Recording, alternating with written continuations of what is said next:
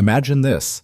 The most feared crime boss in the country walks into his own banquet, and not a single man at that table will touch his food. Not because they're afraid of him, because he just made the worst mistake of his life. He sat his mistress in his wife's chair, in front of every don, every capo, every man who built this empire beside her, and his wife, the woman he dismissed, the woman he ignored, the woman he thought was just decoration. She didn't cry. She didn't beg. She picked up her bag, walked out the door, and within 12 hours, his entire empire stopped breathing. No gunshots, no threats, just silence. This is the story of Evelyn Moretti, the woman who held an empire together while her husband took all the credit, and what happened the day she decided to stop. If this story hits you, hit the like button and drop your city in the comments. I want to see how far this story travels. Now let's begin. The chandeliers in the Moretti estate's dining hall were original, pulled from a demolished opera house in Milan 40 years ago and shipped across the Atlantic in crates packed with sawdust and horse blankets. They cast light the color of old gold, and under that light, the faces of 12 men looked less like crime lords and more like what they actually were, aging, tired, and deeply careful about where they placed their loyalty. The long table seated 24. Tonight, 18 chairs were filled. 6 remained empty at the far end, the way they always did at the annual family council banquet, a tradition that dated back to Lucian's father, Aldo Moretti, who believed an incomplete table reminded every man present that power was never finished, never whole, never safe from contraction. Evelyn Moretti had arranged every detail of this evening herself, the way she had for 11 years. She had selected the flowers, white ranunculus, no lilies, because lilies made Don Ferrante sneeze, and Don Ferrante with a head cold became Don Ferrante with a temper. She had approved the menu after 3 tastings, settled on the Barolo vintage after consulting with the estate's sommelier, and then overruling him in favor of something older and more austere. She had personally confirmed the seating chart with each capo's assistant, ensuring that Russo and Calabrese sat at opposite ends of the table, because those 2 men had not been in the same room without an incident since a territorial dispute in Baltimore 3 winters ago. She had done all of this without being asked, without recognition, and without complaint. She was 41 years old. She had been married to Lucien Moretti for 13 years. She was, in the language of the families, the Donna, a title that carried enormous weight in every room she was not standing in. In the rooms she actually occupied, she was treated as furniture. Evelyn stood near the kitchen corridor at 7:42, 18 minutes before the formal seating, wearing a dress the color of deep water and heels that put her at eye level with most men in the room. Her dark hair was pinned back without a strand out of place. Her face was composed in the way that required actual effort, the kind of stillness that is not natural but practiced, the way a surgeon keeps her hand steady, not because she isn't afraid, but because the alternative is catastrophe. She was watching the entrance when Lucien came through the main doors. He was 46, broad-shouldered, and had been handsome in a way that had aged into something more severe. The jaw still strong, the eyes still sharp, but the softness completely gone, replaced by a quality that read on the surface as confidence and underneath as contempt.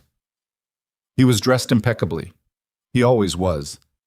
Image was the one currency Lucia Moretti never stopped spending. He was not alone. The woman on his arm was named Vanessa Hale. She was 28, wore a red dress cut low enough to be a statement, and moved with the particular ease of someone who had been told she was beautiful so many times that she had simply accepted it as a structural fact about the world. She was laughing at something Lucien had said in the car. Her hand rested in the crook of his elbow, with a casual ownership that made 2 of the nearest capos exchange a glance fast enough that neither could be accused of having done it. Evelyn did not move. She watched her husband walk his mistress through the foyer of their home, past the portraits of his father and grandfather, past the side table where the estate's original deed sat in a glass case, past the hallway that led to the nursery that had never become a nursery, and into the dining hall where 12 of the most dangerous men in the country were waiting for a banquet that Evelyn herself had designed. Lucien did not look at her. He crossed the room, spoke briefly to Don Ferrante with the handshake grip of a man who needed to be seen performing confidence, and then, with the unhurried ease of someone who had decided exactly what he was doing and had decided it was fine, pulled out the chair to his immediate right and seated Vanessa Hale in it. The chair to his immediate right. The Donna's chair. Evelyn watched this from across the room. She felt something happen in her chest that was not quite pain and not quite shock, because shock requires surprise, and she had known for 8 months that Vanessa Hale existed. What she felt was something older and quieter than shock. It was the sensation of a door closing, not slamming, closing, with a soft, definitive click of a latch that has no intention of being opened again. She picked up a glass of water from the tray of a passing server, drank half of it, set it down, and walked to her place at the table. Her place tonight was nowhere. Her chair had been given away. There were no other seats set for her. She stood at the edge of the table. The room did not explode. There was no immediate confrontation, no raised voices, nothing cinematic. What happened was quieter, and therefore worse. Every man at that table registered what they were seeing. The calculations behind their eyes were rapid and invisible, the kind that men in their profession perform automatically, in the way other people breathe. Don Ferrante, who was 73 and had survived 4 assassination attempts, 2 federal indictments, and 1 stroke that he had refused to call a stroke, set down his fork. He had not yet picked it up to eat. He set it down anyway, with a small and deliberate placement, as though he were filing a document. Then he folded his hands on the table in front of him and said nothing. On the other side of the table, Don Calabrese did the same.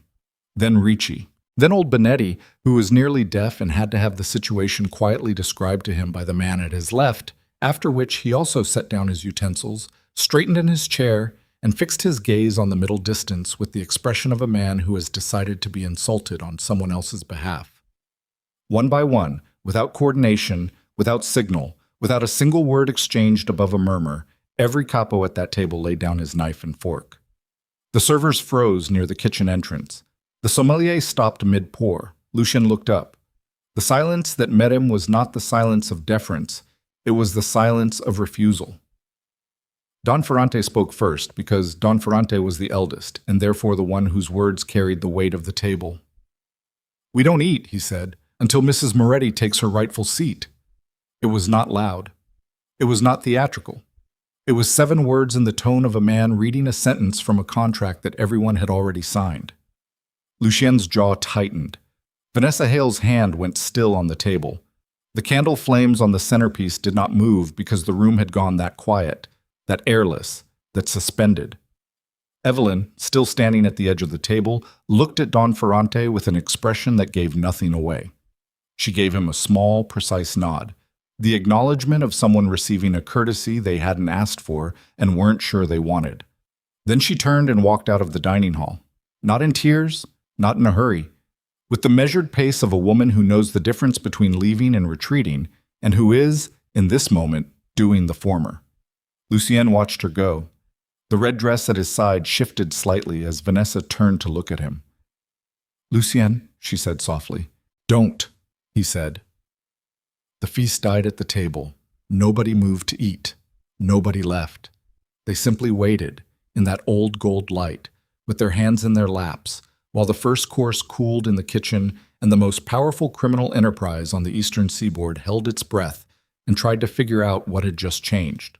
What had just changed was everything. Lucien did not understand this yet. That was the problem. He waited exactly 4 minutes. Evelyn found out later from one of the servers, who had been counting, and then he stood up, adjusted his jacket, and addressed the table as though the previous 5 minutes had been a weather delay rather than a declaration. "Gentlemen," he said, "this is my house, and we're going to eat." He sat back down. Don Ferrante looked at him for a long moment. Then he looked at the empty chair across the table. Then he reached forward, picked up his wine glass, took 1 sip, and set it back down without eating anything. The rest of the table followed his lead. Lucien got through 2 courses alone, with Vanessa beside him, and 17 men's worth of silence pressing against him from every direction, before he accepted that the evening was finished. He stood up again. "We'll continue this in the morning," he said, which was not something that was done at a family council banquet, which had protocols and traditions that existed precisely because the men who attended them needed to believe in the permanence of certain forms. Several of the capos rose and left without responding. Ferrante was the last to leave. He passed Lucien without stopping, and the only thing he said quietly, near the doorway, was, "Your father would have known what he was looking at." Lucien said nothing. The hall emptied in 15 minutes. The servers took away the untouched food. The sommelier recorked the wine. Lucien found Evelyn in the east study, standing at the window that looked out over the backgrounds, where the security lights were coming on in the dusk.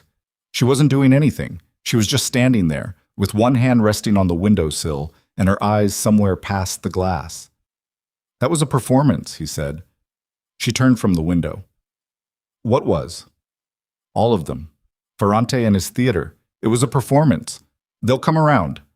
Evelyn looked at him for a moment in a way that contained, very precisely, nothing. "I'm sure you're right," she said. "You didn't have to leave. You didn't set me a place." He made a gesture with his hand, dismissive, almost elegant, the kind of motion that was supposed to end conversations. "It's a seating chart, Evelyn. It's not a referendum." She picked up the light cardigan she draped over the armchair and folded it over her arm. "Good night, Lucien." She walked past him to the door. "Where are you going?" "I'm going upstairs. We need to talk about this." "I'm going upstairs," she repeated, and there was nothing in her voice, no anger, no trembling, no held-back tears. It was the voice of someone who had already made a decision somewhere earlier in the evening and was simply now acting on it, the way you act on something after the hard part is already done. She went upstairs. She walked down the corridor past the bedroom she and Lucien had shared for the first 6 years of the marriage, and which she had not slept in for the last 4. She went to the smaller room at the end of the hall, the one that faced east so the morning light came in first thing, and she sat on the edge of the bed in her watercolored dress and her practical heels, and she put her face in her hands for approximately 90 seconds. Then she straightened up, took her phone from her clutch, and made 3 calls. The first call was to her attorney, a woman named Carla Bresci, who operated out of a firm in Washington and who had, on Evelyn's behalf, spent the last 8 months preparing documents that had not yet been filed. The call lasted 4 minutes.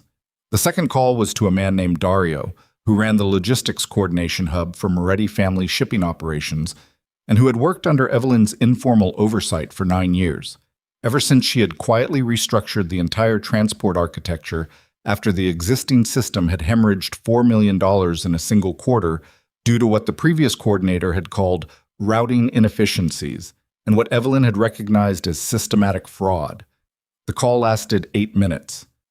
The third call was to Don Ferrante. It lasted 11 minutes. She spoke very little. Mostly, she listened. By 10 o'clock, she had showered, changed into plain clothes, packed a single bag, and was sitting at the small writing desk in the east room with a cup of coffee going cold beside her while she worked through a series of documents on her laptop. The documents concerned account structures, authorization protocols, and encrypted access credentials for a network of systems that she alone understood in full. She worked until 2 in the morning. Then she slept for 4 hours.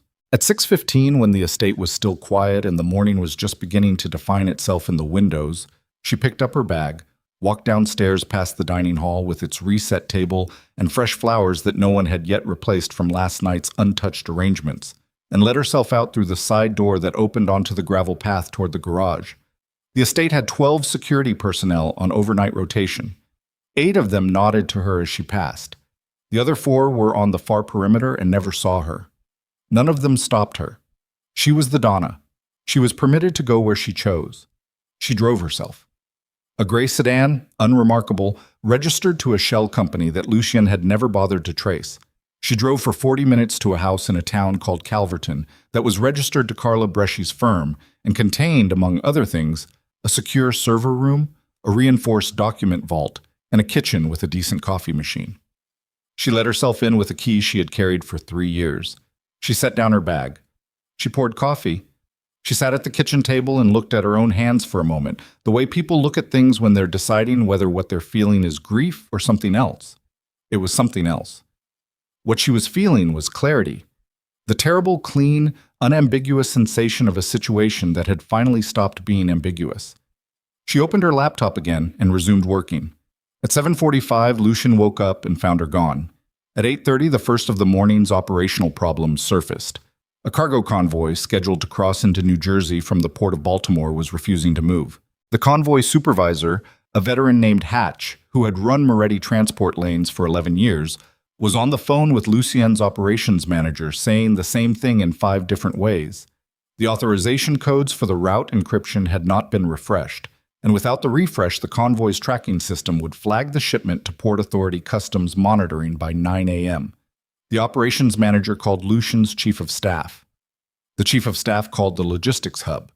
The logistics hub called Dario. Dario told them, without particular inflection, that the weekly protocol refresh was handled by the estate office and suggested they direct their request there. The estate office had one coordinator. Her name was Marina, and she was 26 years old, and she had been hired by Evelyn to assist with administrative functions.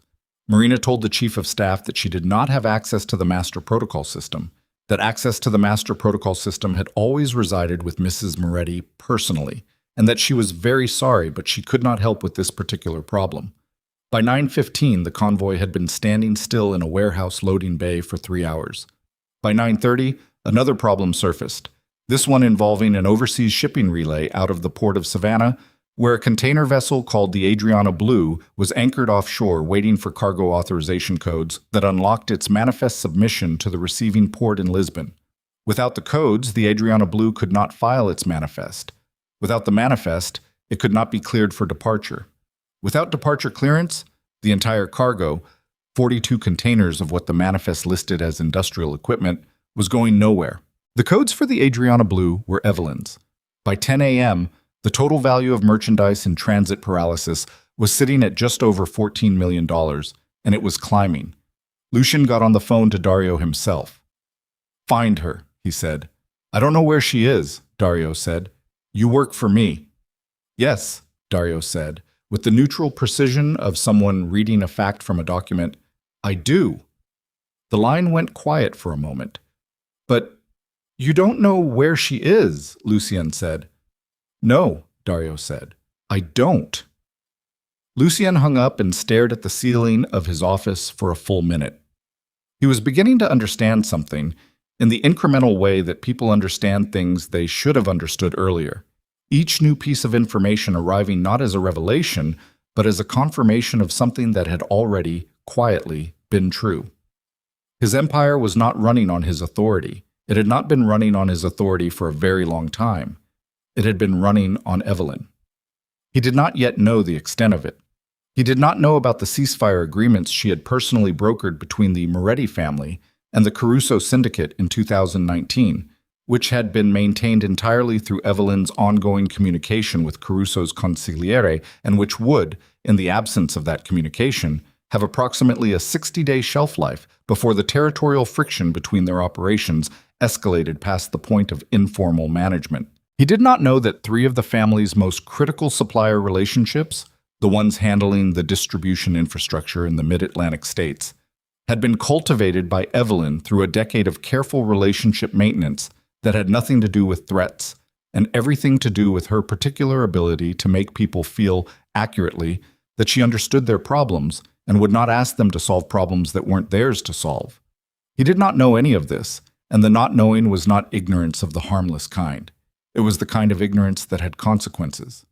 What he knew, by noon, was that 4 logistics operations were stalled, that his operations staff had escalated to a state of controlled panic, that Don Ferrante had declined to take his call, and that somewhere in this city, his wife was sitting with her laptop open, methodically doing something he couldn't see, and that what she was doing was probably not nothing.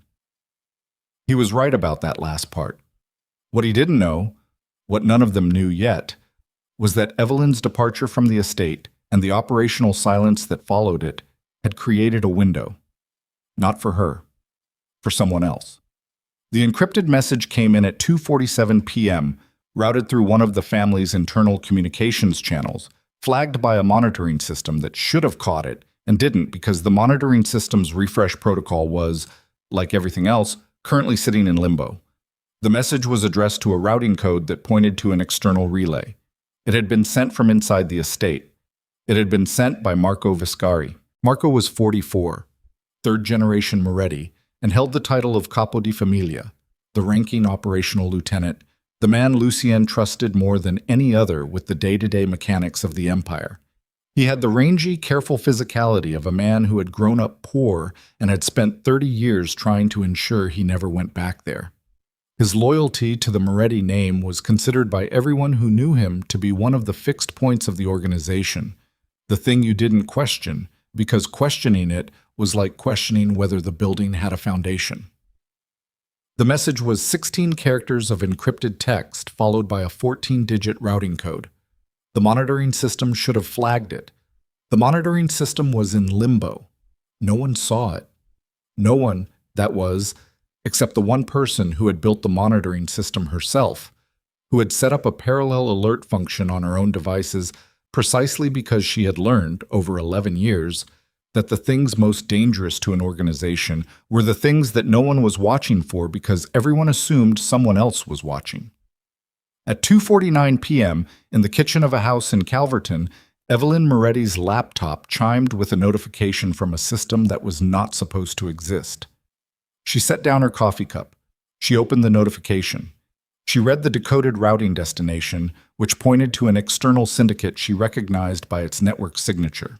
An organization that had been attempting to absorb Moretti transport routes for the better part of 4 years, without success, through methods that ranged from financial pressure to outright violence. She read the message timestamp, sent from inside the estate at 2:47 p.m. She read the sender code, which she had assigned herself to each member of the family's senior staff, personally, during the same quiet restructuring process that had built the rest of the system. She sat very still for a moment. Then she picked up her phone and called Don Ferrante. "I need to show you something," she said, when he answered. "I've been waiting for you to call," he said. "How long have you known?" There was a pause on the line.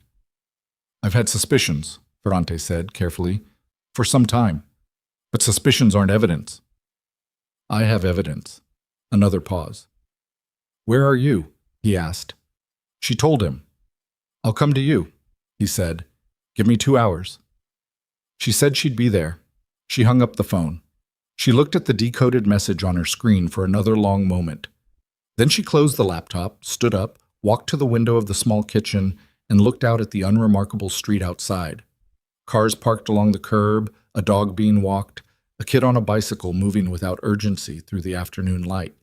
She had not started any of this.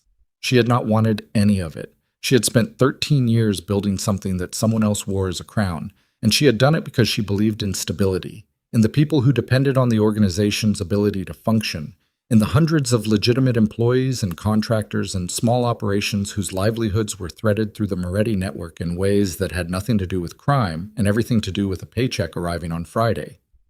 She had built it. And now someone was trying to burn it down from the inside, using her husband's arrogance as the match. She was not going to let that happen. Not because she loved Lucien. She had stopped loving Lucien some time ago, in the quiet way that you stop believing in something. Not with a dramatic moment of rupture, but through accumulation, through a long series of small recognitions that add up, eventually, to an irreversible conclusion. She was going to stop it because it was hers, because she had built it with 11 years of work that no one had credited and no one had seen, and she was not going to stand outside watching it collapse, because the man wearing her work like a coat had humiliated her in front of a room full of people who knew exactly what she was worth. She turned away from the window. She opened her laptop again. She had work to do. And somewhere on the other side of the city, in a room that Evelyn didn't yet have an address for, Marco Viscari read the response to his encrypted message and permitted himself a small, careful smile. The family was fracturing. Lucien was scrambling. The logistics network was hemorrhaging. Everything was going exactly the way he'd planned. He had no idea that the monitoring system had just sent an alert. He had no idea that someone was already looking. Don Ferrante arrived at the Calverton house at 4:53 p.m. in a black car with no plates visible from the street, accompanied by a single driver who stayed outside and did not come in. He was a small man, Ferrante. People who hadn't met him were always surprised by that, as though they expected someone who had accumulated his particular history to be physically larger. He wore a gray suit that had been pressed that morning and carried nothing in his hands. He was 73 years old and moved like someone who had decided at some point that hurrying was a form of confession. Evelyn met him at the door. He looked at her for a moment before speaking, the particular look of someone who is checking whether a person is intact, the way you check a structure after a storm. "You look tired," he said. "I am tired," she said, and stepped back to let him in. She poured coffee without asking if he wanted it. He sat at the kitchen table and wrapped both hands around the mug and looked at the laptop she had already opened to the monitoring alert. He read the decoded message. He read the routing destination. He looked at the timestamp and the sender code. He did not look surprised. "How long have you actually known?" she asked. She sat across from him and kept her voice level because losing her voice's levelness was not something she could afford right now, and she knew it. Ferrante set the mug down. "I've known something was wrong with Marco for about 14 months, he said. "The shape of it, what you're showing me now. I didn't have the shape until recently." "You didn't tell Lucien?" "I told Lucien 6 months ago that he had a problem in his senior staff. I didn't name Marco because I didn't have evidence, and I wasn't going to accuse a man of Vescari's standing without being certain." He paused. "Lucien told me I was getting old." Evelyn looked at the table. "What did he say exactly?" "He said, 'Salvatore, you've been in this business so long you're starting to see ghosts.' Then he poured me a drink and changed the subject." Ferrante's voice was completely without bitterness. He was describing a fact, not lodging a complaint. He's always been better at performing certainty than feeling it. His father was the opposite. Aldo was uncertain about everything and correct about most of it. Lucien is certain about everything. "And wrong about most of it," Evelyn said. Ferrante looked at her steadily. "Yes." She reached across and turned the laptop so they could both see the screen. "The routing code leads to a relay network I've been tracking for 2 years. It belongs to a syndicate called the Veltri Group. They operate out of 3 ports, Marseille, Genoa, and one in Montenegro that keeps changing location. They've been trying to acquire Moretti transport routes since at least 2021. She pulled up a secondary document. "This is not the first message Marco has sent to that relay. It's the first one my system caught in real time. I've reconstructed 6 prior communications from log fragments. The earliest one I can date with confidence is 18 months ago." Ferrante was quiet for a moment. "What does he want?" "The transport network. Not the title, not the territory in the traditional sense. Just the logistics infrastructure, the shipping lanes, the warehouse codes, the carrier relationships, the route encryption." She closed the laptop.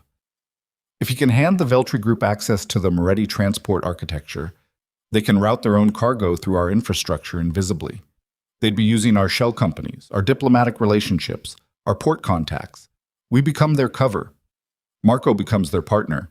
And whatever arrangement he's made with them, I don't know the full terms yet, presumably it includes enough money and protection to insulate him from whatever happens to Lucien."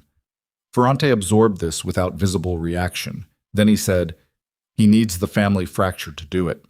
"Yes, a unified family would catch it. A family in internal crisis, where the boss has just lost the table's confidence and the logistics network is in chaos. That's the window." The banquet last night wasn't just bad timing for him. It was the trigger he's been waiting for. The kitchen was quiet. Outside, a car passed slowly on the street. "So he helped it along," Ferrante said. Evelyn nodded. "I think so.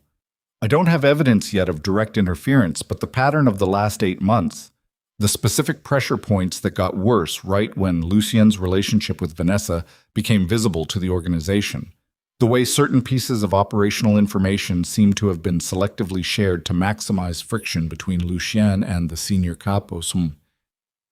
It doesn't feel accidental. Someone was making sure the temperature kept rising." Ferrante looked at her for a long time. "What do you need from me?"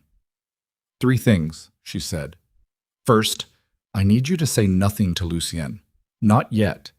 If Marco suspects we're onto him, he'll accelerate the timeline and will lose the ability to control the exposure." She paused. "Second, I need you to tell me which capos are still sound." Who is actually committed to the family's stability, not just to whoever is currently holding the title? And the third thing? I need you to understand that when this is over, things cannot go back to what they were. I'm not saying that as a threat. I'm saying it because you're the one person in that room last night who I think has known it for a long time and hasn't said it out loud yet. Ferrante was quiet for a moment. He drank his coffee. He set the cup down with the same careful precision with which he set down his fork at the banquet the previous night.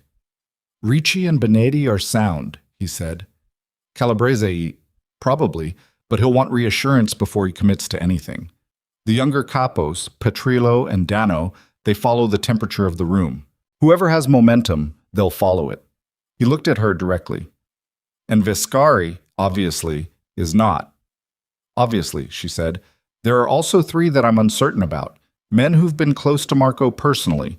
I won't name them until I'm sure which direction they'll move. She nodded. That's fair. He pushed back from the table slightly. Evelyn, how much of the logistics network can you lock down from where you are right now?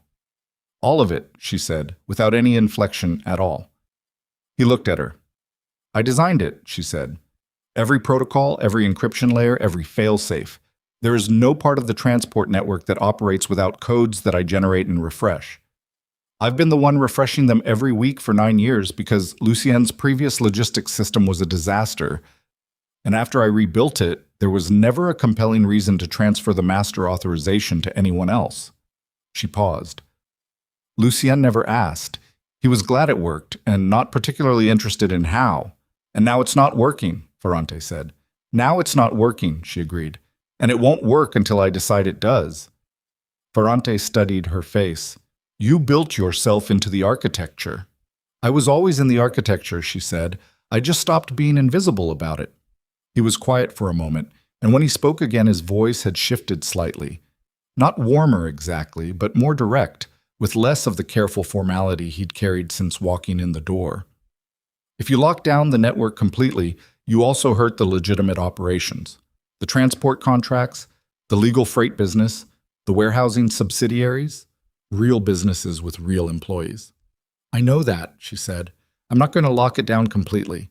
I'm going to make very specific, very surgical adjustments. The routes that Marco needs to hand to the Veltri group, those go dark. The legitimate operations continue. The capos who are sound get their operational codes refreshed. The ones who are uncertain get a limited refresh that gives them just enough to keep their people working but not enough to be useful to Marco if he tries to co-opt them. She looked at him steadily. I've been thinking about this for 8 months. I didn't do anything because I was trying to find a way where none of this had to happen. Last night told me there isn't one. Ferrante stood up. He straightened his jacket, the old reflex of a man who had spent his whole life making himself presentable before walking into difficult rooms. I'll be in contact, he said. Give me until tomorrow morning. I need to make some calls. She walked him to the door. At the threshold, he stopped and turned to look at her. For what it's worth, he said, your husband is not a stupid man. He's a proud one. Those are different problems. I know, she said. Stupid men make mistakes they don't understand. Proud men make mistakes they understand and make anyway. He paused. It's harder to forgive the second kind. I'm not trying to forgive anyone right now, she said. I'm trying to keep the structure standing. He nodded. He walked to his car. She closed the door. She stood in the hallway of the Calverton house for approximately 30 seconds, not moving, just letting the quiet of the place settle around her like pressure equalizing. Then she went back to the kitchen and opened her laptop and started making the first surgical adjustments to the root encryption. It took her 4 hours. At 9 p.m., she made a cup of tea she forgot to drink. At 11, she ate half a sandwich she had made without tasting it. At 1:30 in the morning, she finished the last of the adjustments, cross-referenced the changes against a master map of the network she kept in a separate encrypted file, and confirmed that every modification had landed correctly. Then she slept. Lucien Moretti did not sleep. He was at the estate, in his office on the second floor, with 3 of his staff in the room, and a phone that had been ringing and being answered and producing worse news each time since approximately 10 that morning. By midnight, the total value of stalled operations had climbed past $22 million. A supplier out of Miami had begun making inquiries about a contract cancellation clause. Two of the legitimate freight subsidiaries had called the estate's business office, asking who their point of contact was for authorization renewals, since the person they normally dealt with appeared to be unavailable. The person they normally dealt with was Evelyn. Lucien had sent 2 men to find her. One had come back saying her car wasn't at any of the 3 properties she had access to that he could identify. The other had found the gray sedan parked on a side street in a neighborhood he didn't recognize and had no further information. Marco Vescari arrived at the estate at 11:45 p.m. He came through the main entrance, unhurried, with the specific manner of a man who has arranged his face to express concern while his mind is doing something else entirely. He was wearing a dark jacket over a pale shirt with the collar open, and he looked like someone who had been awake on the phone dealing with problems, which he had been, just not the problems he was performing. Lucien met him in the office. "Tell me it's better than it looks," Lucien said. Marco sat down across the desk and leaned forward with his elbows on his knees, in the posture of a man entering a difficult conversation with full commitment. "It's not better than it looks," he said. "The Baltimore convoy is still cold. The Adriana Blue missed its departure window. They've moved her to Anchorage, and the Lisbon port is already pushing back the slot. If we don't have manifest clearance in the next 36 hours, we lose the berth and the cargo gets held for inspection." "What's the cargo?" "Officially, agricultural equipment." "And actually?" Marco looked at him steadily. "You don't want that answer in front of staff," he said. Lucien looked at the 2 staff members in the room. They left. "It's the Ferrara shipment," Marco said, once the door was closed. "From the Sicilian arrangement. 60% of that cargo is not agricultural equipment." Lucien put both hands flat on the desk. "How much is exposed?" "If customs boards her, potentially the whole operation." Marco's voice was level, calibrated, the voice of a man delivering bad news he is not personally responsible for, which was an impressive performance given the circumstances. "The Ferrara people are already calling. They're not happy." "Can we reroute?" "Not without the authorization codes. The rerouting would require a new manifest submission and a new encryption validation, and both of those go through the same system." He paused. "They go through Evelyn's system." The name landed in the room like something physical. Lucien's jaw tightened. "Then we find her." "I've had people looking since this afternoon," Marco said. "She's not at any of the usual locations. Her phone is off or she's using a different device." "She's not a ghost, Marco. She's a 41-year-old woman who has lived in this city her entire adult life. Find her." "I'm working on it," Marco said, and his voice was perfectly sincere, and he was lying because Marco Vescari knew where Evelyn was. Not because he had been looking, but because he had been watching the same monitoring system she didn't know he knew existed, waiting to see whether she had used it, waiting to see whether she had caught his message, waiting to understand exactly how much danger he was currently in. He had not yet determined that, which meant, from a practical standpoint, that he was in more danger than he felt. "I'll find her by morning," he said. "In the meantime, let me work the supplier side. The Miami contract, I have a relationship with their operations director. I can buy us time." "Do it," Lucien said. Marco stood up. He extended his hand. Lucien shook it, the firm grip of 2 men who trusted each other, or appeared to. Marco left the estate at 12:20 a.m. He drove 3 blocks, pulled over, and sat in his car for 4 minutes with the engine running, thinking. He had sent the message to the Veltri relay because the timetable had accelerated beyond what he'd planned. Evelyn's departure had been the variable he hadn't fully accounted for. He had assumed that when the banquet collapsed, she would either stay in the estate and be containable or leave and be traceable. He had not anticipated that she would disappear into a secondary location he couldn't immediately identify and go silent in a way that suggested preparation rather than distress. She was prepared. That was the problem. He had known for a long time that Evelyn Moretti was not the passive administrator her husband believed her to be. He had watched her for years, watched the way the senior capos angled their chairs toward her when she entered a room, the way operational problems that reached her desk got solved in half the time they took in Lucien's hands, the way she moved through the organization's structure with the quiet efficiency of someone who understood all of it, rather than just her designated corner. He had built his plan around Lucien's arrogance, but he had also built it around the assumption that Evelyn's value to the organization was primarily technical, that without the boss's authority, without Lucien's name and the Moretti lineage behind her, she would be isolated, an administrator without an administration. He was starting to wonder if he had miscalculated that. He put the car in gear and drove. At the Calverton house, Evelyn's laptop chimed at 2:17 a.m. with a notification from a secondary monitoring layer she had built into the estate's internal communications network, a layer that operated independently of the primary system, that recorded not just encrypted external messages, but internal call logs, meeting timestamps, and keycard access records. The notification showed that Marco Vescari had accessed the estate's server room at 12:58 a.m., 17 minutes after leaving Lucien's office. The server room contained, among other things, the physical backup for the logistics network's authorization system, a backup that could theoretically be used to bypass the primary encryption if someone knew the hardware architecture well enough. Marco knew the hardware architecture. He had been present when the backup system was installed 6 years ago as part of a security upgrade that Evelyn had overseen and that Lucien had approved without reviewing the documentation. She stared at the screen. He wasn't just waiting for his opening anymore. He was already moving. She picked up her phone and called Ferrante. It was 2:19 a.m. He answered on the second ring, which meant he hadn't been sleeping either. Marco accessed the estate server room tonight, she said, after leaving Lucien, 12:58 a.m. A pause on the line. How long was he in there? She checked the keycard log. 11 minutes. Can he bypass your system from the physical backup? Not completely, but he might be able to generate a partial authorization, enough to release one route.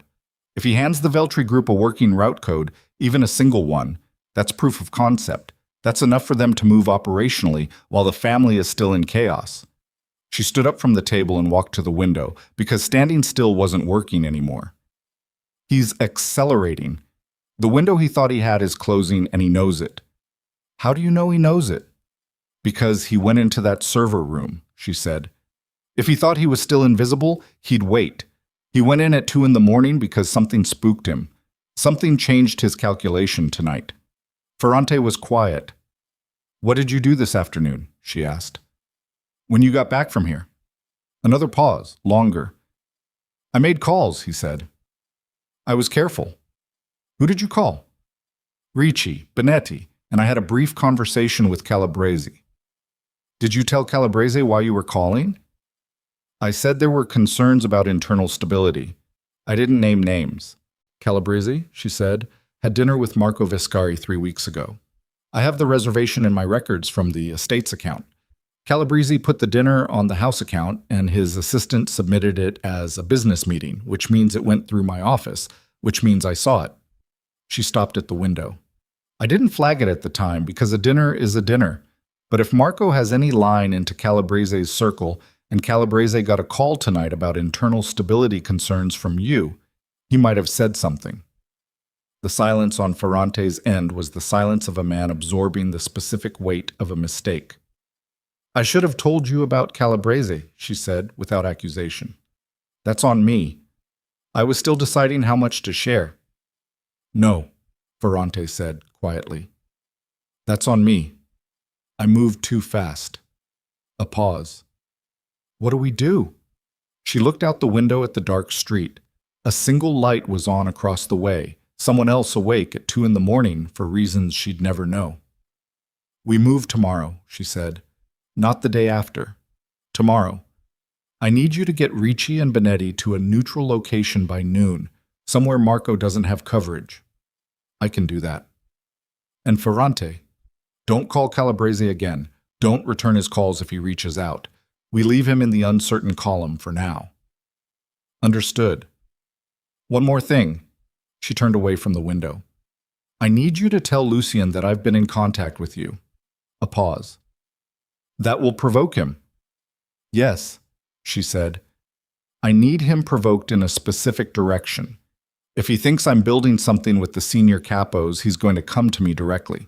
And I need him in the same room as me before this breaks open, because when it does, Lucien needs to be standing next to me, not across from me, even if he hates it, Even if he thinks he's the one holding all the cards. She paused. He needs to be present when the truth about Marco comes out. If he's not in that room, he spends the rest of his life believing I staged it. Ferrante considered this. You're protecting him, he said. It wasn't quite a question. I'm protecting the organization, she said. Protecting him is a side effect. After she hung up, she stood in the kitchen of the Calverton house and looked at her cold cup of tea and the half-eaten sandwich and the laptop screen casting its pale light across the table. And she thought about Marco in the server room at 1 a.m. 11 minutes of careful, quiet work in the dark, moving his pieces into position while everyone who should have been watching was busy watching each other. She thought about the Ferrara shipment sitting in the hold of the Adriana Blue. She thought about 60-plus containers of things that were not agricultural equipment, and the Sicilian arrangement that Lucien had entered into 18 months ago over her explicit recommendation against it, and the way Marco had been the one who had brought that arrangement to the table, who had vouched for the Ferrara contacts personally, who had told Lucien it was a limited-risk expansion of existing operations. She opened a new file on the laptop. She typed the words Ferrara/Viscari/timeline. She started writing. She was still writing at 4 a.m. when the second notification came in. Not from the monitoring system this time, but from a source she hadn't expected. A text message from a number she recognized as belonging to Dario, her logistics coordinator, sent from a device that wasn't his registered phone. The message was 4 words: check the Savannah manifest. She pulled up the Adriana Blue's original manifest filing. She went through it line by line. Halfway down the container inventory list, buried between 2 legitimate freight entries, was a container number she didn't recognize, a number that didn't match any of the Moretti family's registered container codes, that didn't appear in any of her logistics records, that had been inserted into the manifest at some point between the original filing and the version currently on file with the Port Authority. It had been inserted 6 days ago. The insertion timestamp corresponded to a window when Evelyn had been at the estate, and Marco Viscari had had unsupervised access to the logistics filing system for approximately 2 hours during what had been logged as a routine operational review. She stared at the screen. Marco hadn't just been planning to hand the Veltri Group access to the Moretti transport network. He had already put something on one of their ships. She didn't know yet what was in container 7-Delta-994. She didn't know if it was cargo for the Veltri Group, evidence of the arrangement, leverage against the Ferrara contacts, or something else entirely, something worse. What she knew was that it was on a ship she controlled, in a port that was currently frozen, in a situation where the only person who could authorize the manifest resolution or hold the vessel indefinitely was her. She also knew that Marco knew this, and that he had gone into the server room tonight because he was trying to find a way around her before she found the container. She closed the laptop. She picked up her phone and called Dario. He answered immediately. "You found it," he said. "How long have you known?" "I saw the manifest discrepancy 4 days ago," he said. "I didn't say anything because I didn't know who put it there. And in this organization, saying the wrong thing to the wrong person about something like that is not..." He stopped. "I needed to be sure who I was telling." "How did you decide to tell me?"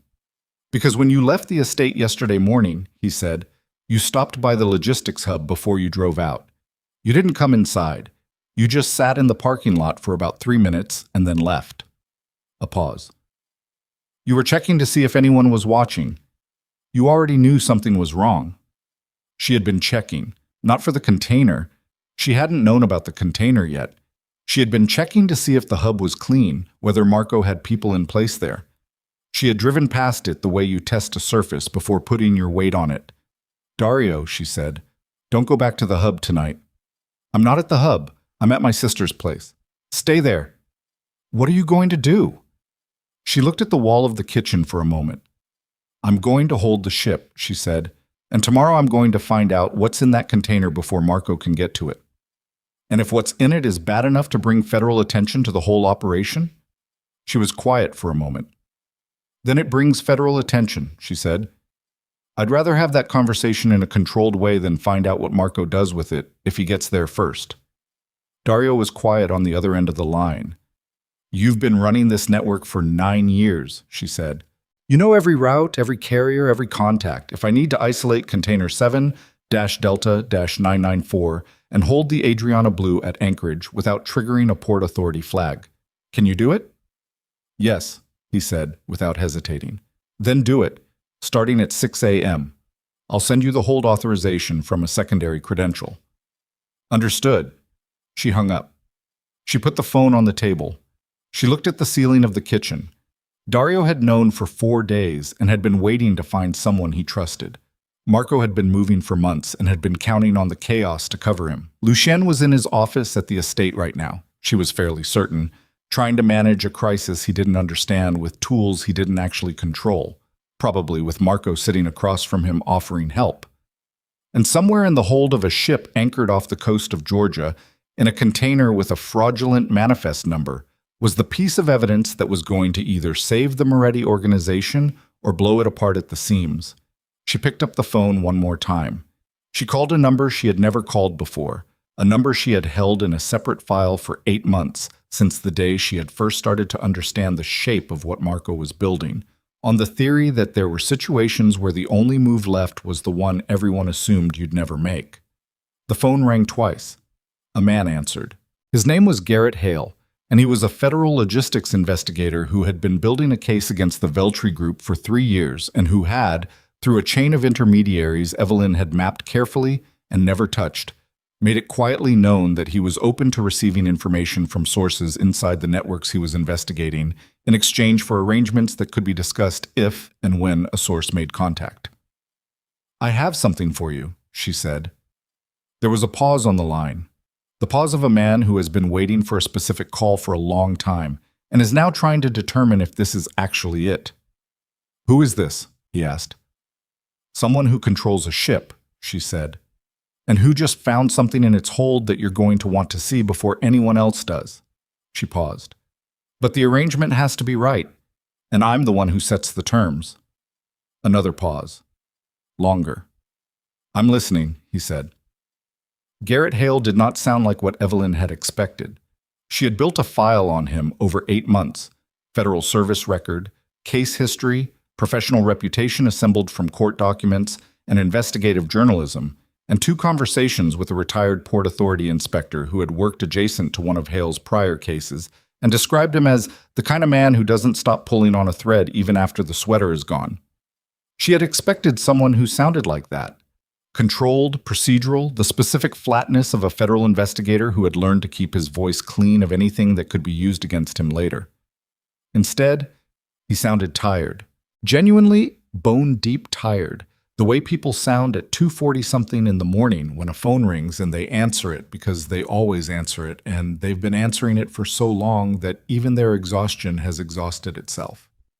"Walk me through what you found," he said. She did.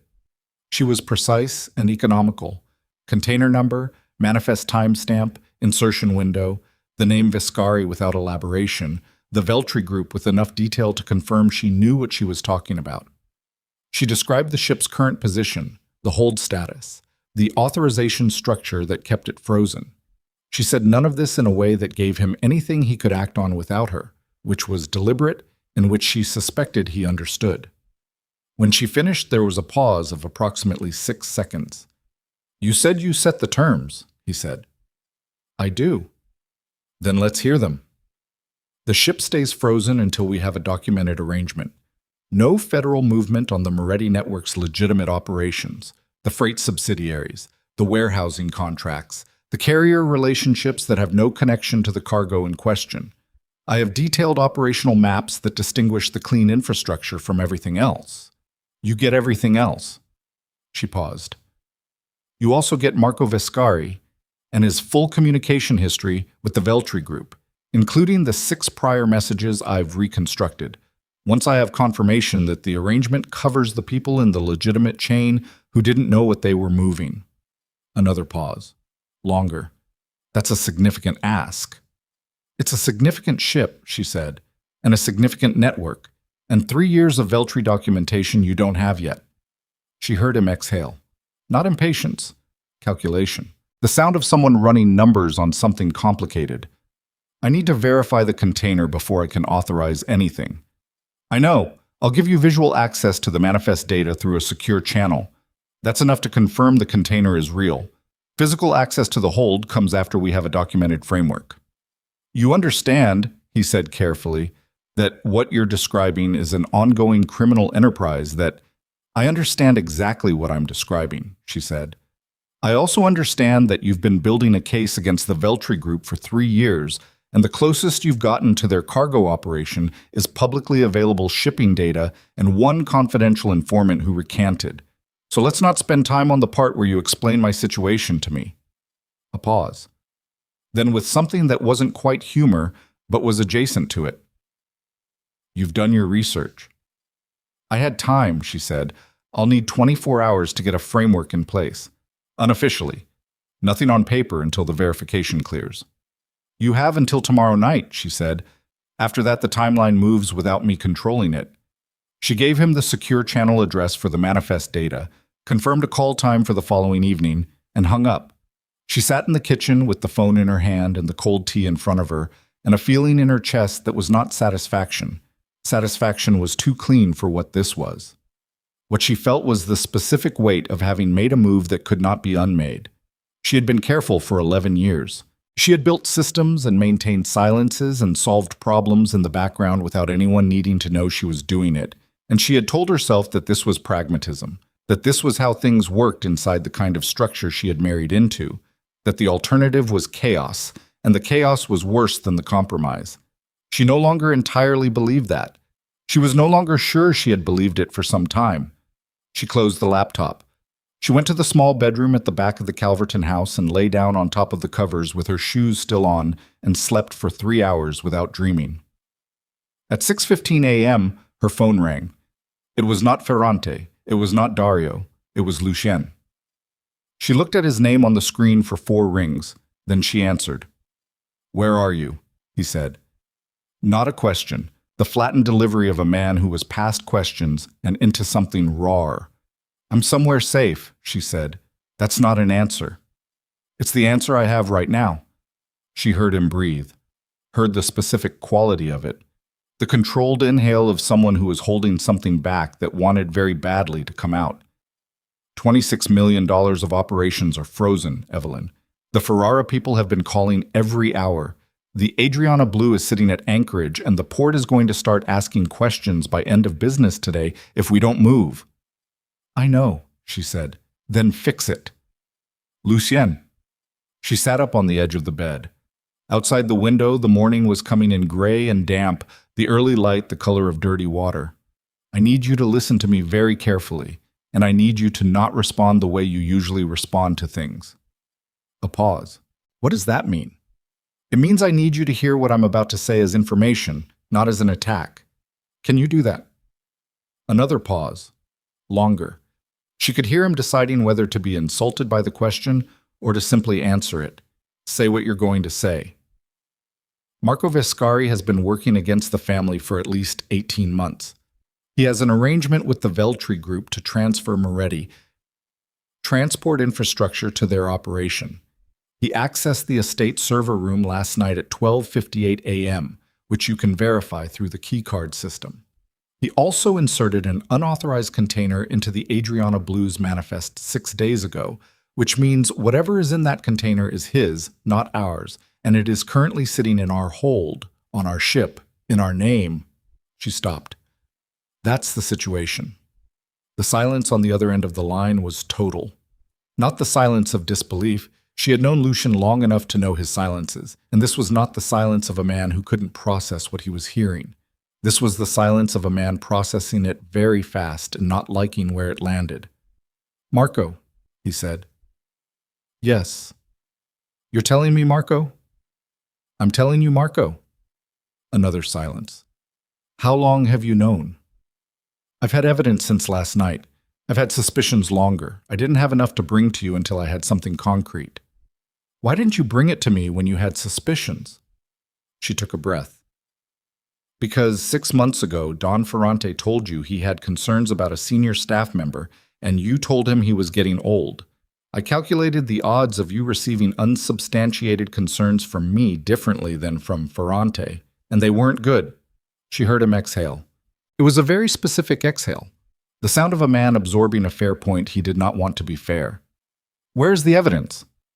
Some of it is with me. Some of it is in the Adriana Blues manifest system. Some of it is in the estate's communication logs, which I can pull remotely. She paused. Ferrante has reviewed what I have. He concurs. You went to Ferrante before you came to me. I went to Ferrante because I needed to know which capos were sound before I told you anything. Because if I told you first and you went to Marco, which is what you would have done because he's your first call for operational problems, we would have lost the element of surprise and Marco would have accelerated his timeline past the point where any of this is containable. A very long silence. Lucien, she said, I need you to come to me, not Marco, not your chief of staff. You, alone. I'll send you the address. And then what? And then we deal with this together, because the window is closing and I cannot hold everything in position by myself indefinitely, and you are still the boss of this family, which means your presence matters when the capos convene and Marco finds out that we know. She paused. Unless you'd rather handle it without me. In which case you'll need the authorization codes, which I will give you when I am confident that what you're walking into is something you can survive without me running the logistics. The silence this time was different. It had a quality of recalibration, a man reassessing the geometry of a room he thought he knew. Send me the address, he said. He arrived at 8:40 a.m. in a car. He drove himself, no driver, no security. He pulled into the narrow driveway of the Calverton house and sat in the car for a full minute before getting out, which Evelyn watched from the kitchen window. He was wearing the same clothes he'd had on the previous evening, which told her he hadn't slept. His face as he walked to the door looked like it had been stripped of something. Not the arrogance exactly, but the layer of performance that usually lived on top of everything else. What was underneath was harder to read. Older. She opened the door before he knocked. They looked at each other on the threshold. You look terrible, she said. Thank you, he said, and walked in. She poured him coffee. He sat at the kitchen table, and she laid out what she had. The monitoring alerts, the decoded Veltri messages, the manifest discrepancy, the server room keycard log, the reconstructed prior communications. She put each piece in front of him in order and let him look at it without narrating it. He went through it slowly, which was not his usual manner. Lucien was a fast-processing person, someone who prided himself on getting ahead of information before it finished arriving. But he went through this slowly, the way you go through something when you're not just reading it, but also dismantling something inside yourself at the same time. When he finished, he sat back and looked at the ceiling. 18 months, he said. At minimum. The Ferrara arrangement, he brought that to me. Yes. He said the Sicilian contacts were solid. He said he'd vetted them personally. I know. I have the meeting transcript from when he presented it to you. I have my own written recommendation against it from the same week, which you have in your files if you want to verify the date. He looked at her. You told me not to take it.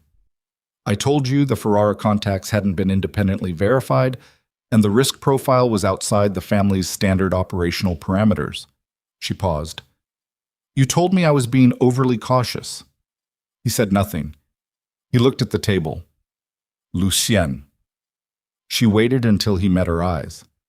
What's done is done. I'm not saying this to build a case against you. I'm saying it because you need to understand the full structure of what Marco built, and the Ferrara arrangement is part of that structure. He didn't just bring it to you because it was profitable. He brought it to you because it put something on our ships. It gave him a reason to be embedded in our logistics operations at a level of detail that he wouldn't otherwise have had access to. He stared at her.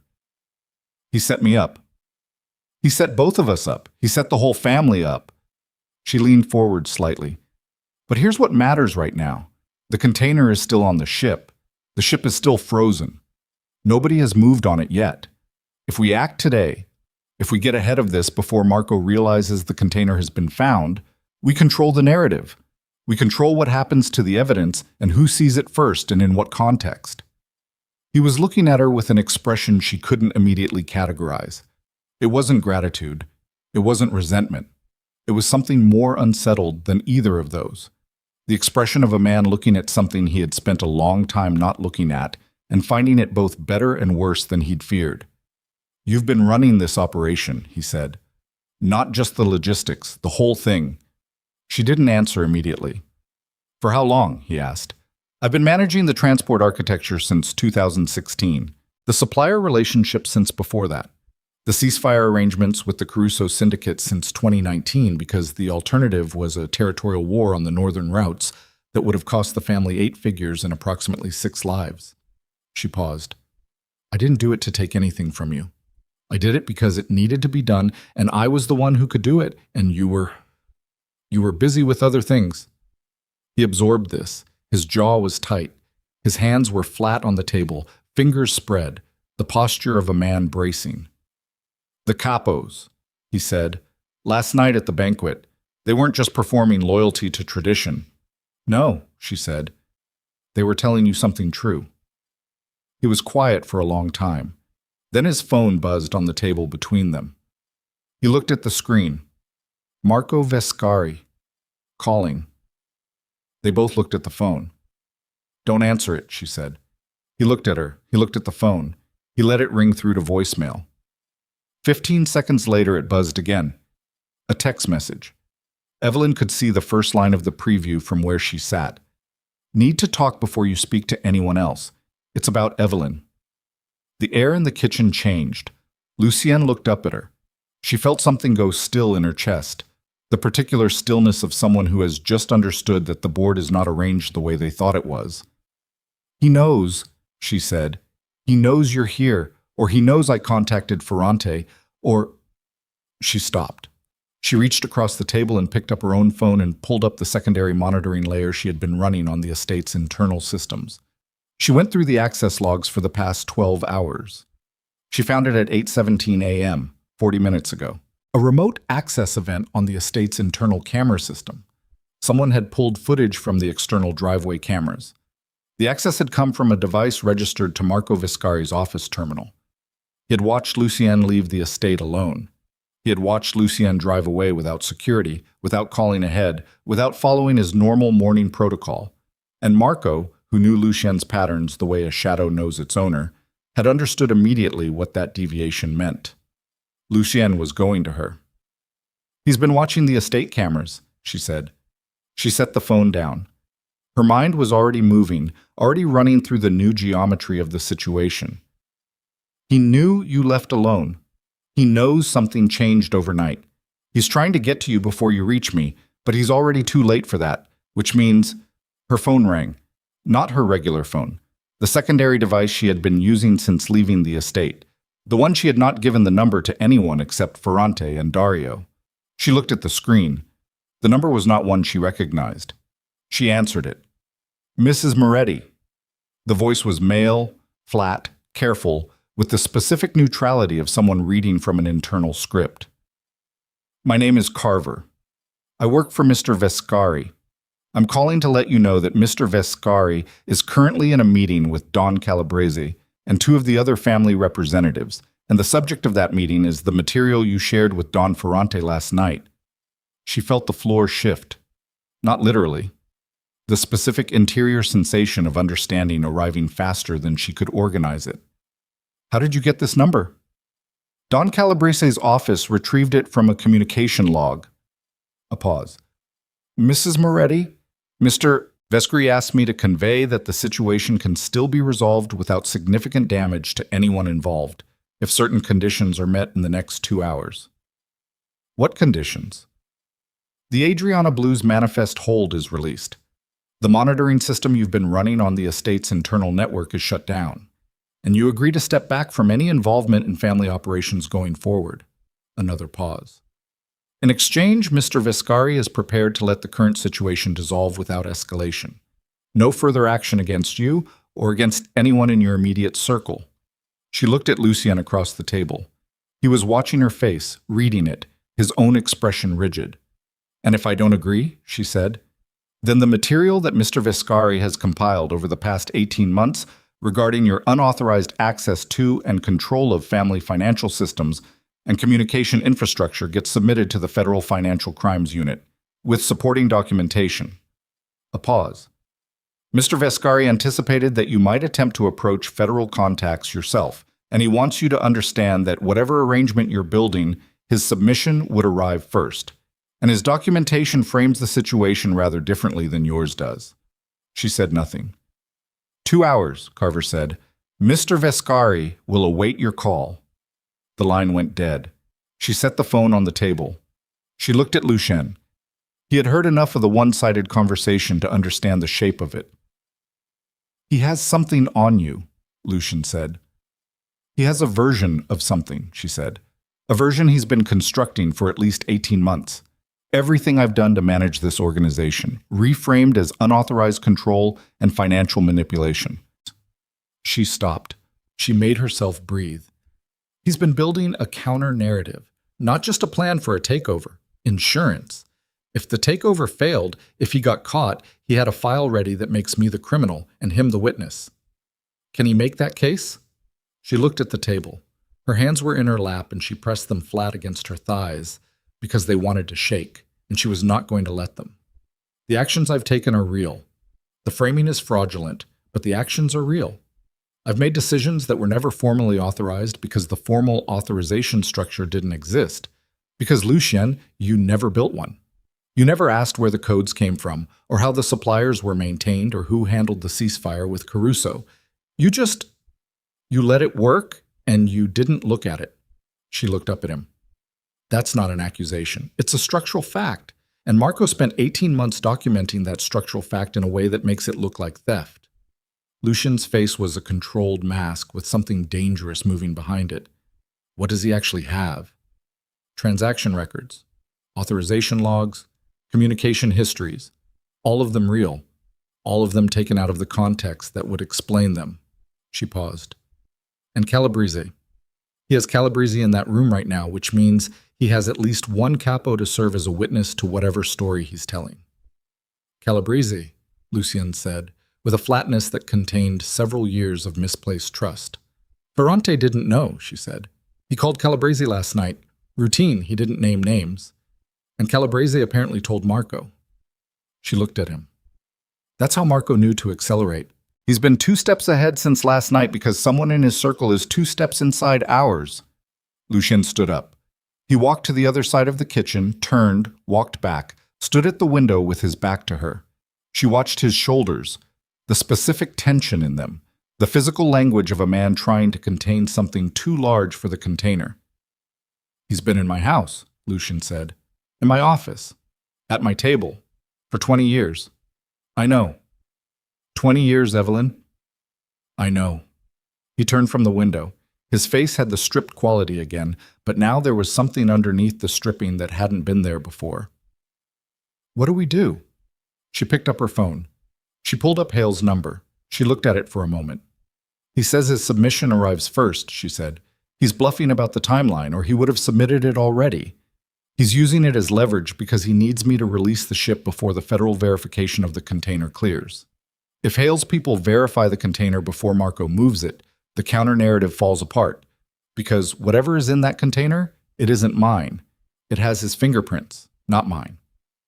So we don't release the ship. We don't release the ship, she said, and I call Hale right now and push the timeline up. Not tonight. This morning. If you call Hale, Lucien said carefully, you're inviting federal involvement into the family's operations. I'm inviting it into the container that Marco put on our ship, she said. The documentation I've built distinguishes between the two. Whether or not Hale accepts that distinction is the risk. She paused. But if I don't call Hale, Marco submits his version first and the distinction disappears. We lose the ship, we lose the narrative. And Marco walks out of that meeting with Calabrese having made his case to at least one capo while we're sitting in this kitchen deciding. Lucien looked at her. There was a long silence. The particular silence of 2 people who have been in a damaged relationship for a very long time and are, for the first time in a while, looking at each other without the usual architecture of resentment and performance between them. Just 2 people in a kitchen at 8:55 in the morning with cold coffee and a crisis and a narrowing window. Make the call, he said. She called Hale. He answered on the first ring, which meant he had been waiting. The timeline changed, she said.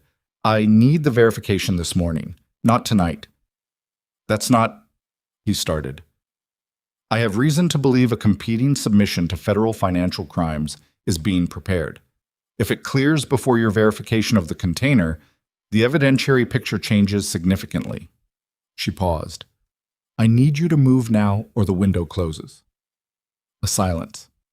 She heard him covering the phone, heard a muffled exchange with someone else in the room. He came back after 20 seconds.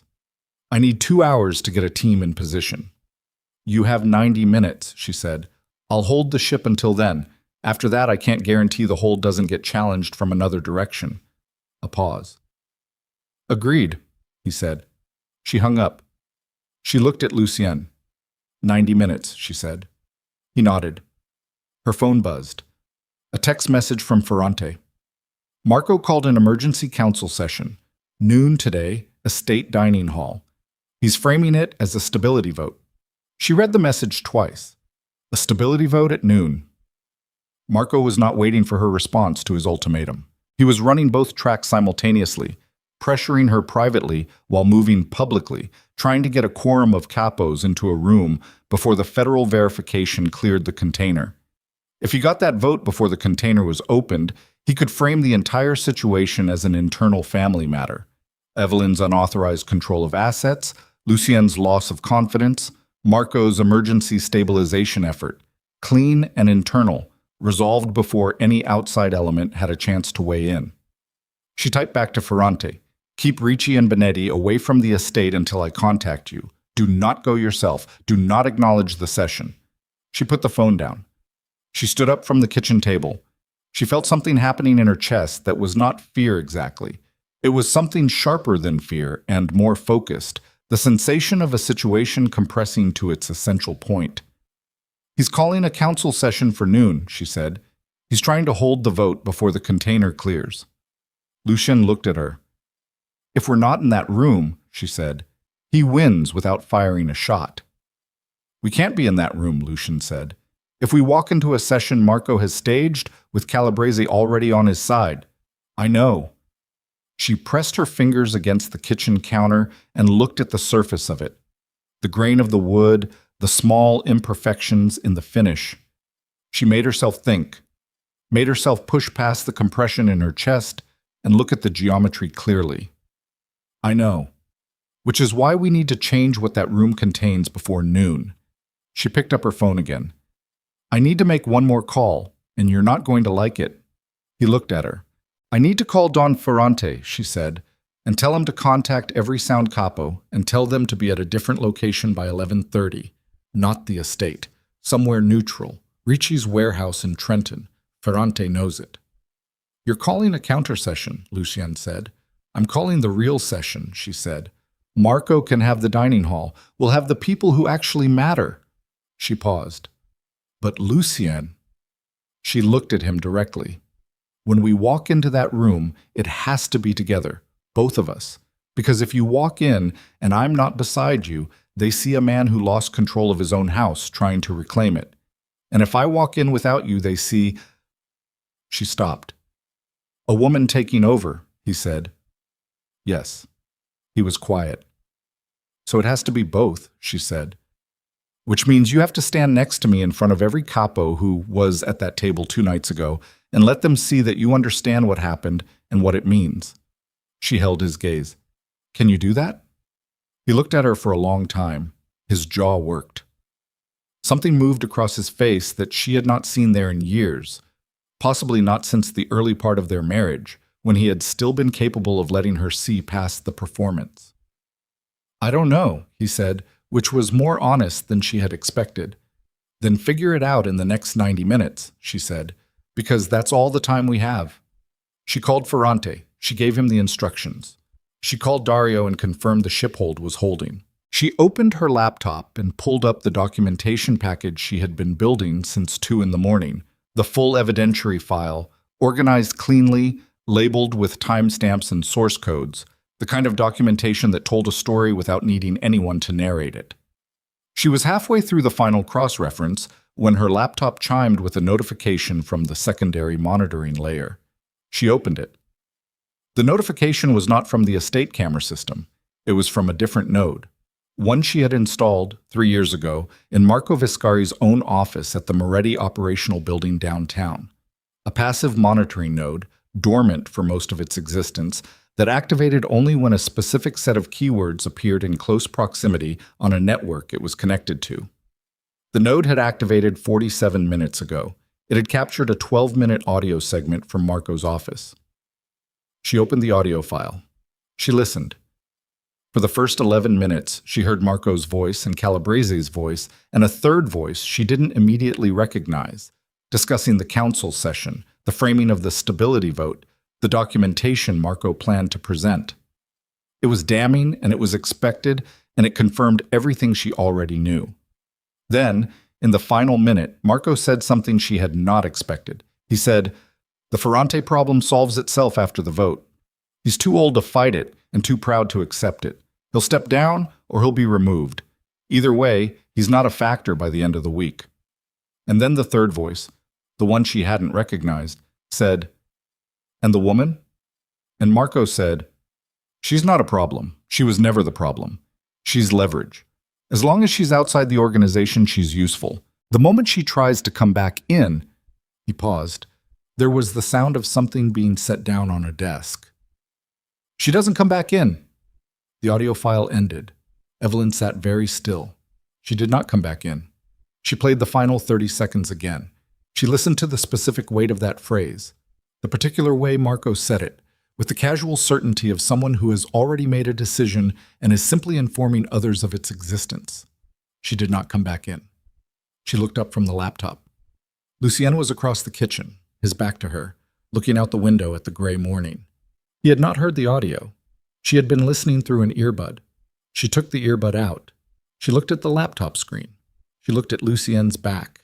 She thought about the Calverton house and the Adriana Blue and the container with the fraudulent manifest and Hale and his team who were currently en route and the counter session at Ricci's warehouse and Ferrante and Dario and every piece she had moved across the board with the precision of someone who had been planning this for months. And she thought about the fact that Marco Viscari, who had known her for 13 years, who had sat at her table and eaten her food and smiled at her across rooms at every family function for over a decade, had just described her elimination with the same tone he'd used to discuss a minor administrative adjustment. She felt something change, not break, not crack. Change, the way metal changes under enough sustained heat, not destroying its structure but altering it at a fundamental level into something that was still itself and also irrevocably different. She had been trying to hold the structure together.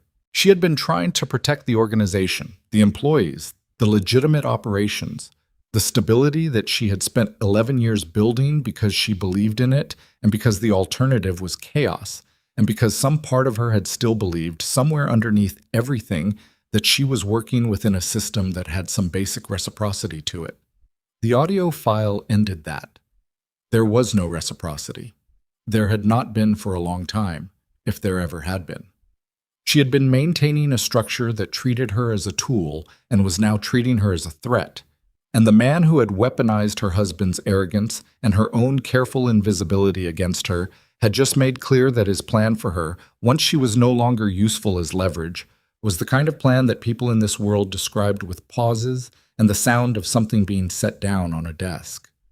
She closed the laptop. She stood up. "Lucien," she said. He turned from the window. "I need you to listen to something," she said, and opened the laptop again and pressed play. Lucien listened to the audio file without moving. He stood at the kitchen counter with both hands flat on the surface and his head slightly bowed, like a man bracing against wind that wasn't there. And he listened to Marco's voice filling the small kitchen of the Calverton house, the organized calm of it, the specific administrative flatness with which a man who had eaten at his table for 20 years discussed his wife's elimination as though it were a line item in a budget review. "She doesn't come back in." The audio ended. The kitchen was silent. Lucien straightened up. He did not look at her immediately. He looked at the window, at the gray morning outside, at the unremarkable street where nothing was happening and everything was. She watched the muscles in his jaw work twice, 3 times, the visible machinery of a man taking something enormous and compressing it into something he could carry. Then he looked at her. How long have you had that node in his office? He said. 3 years, she said. You put a monitoring node in my capo's office without telling me. Yes. He held her gaze. She held his. Neither of them looked away. All right, he said. His voice was stripped down to something she hadn't heard from him in a long time. Not the performing voice, not the boss voice, not the voice he used in rooms where people were watching, just his actual voice, which was lower and rougher and less certain than the other one. All right, what do we do with it?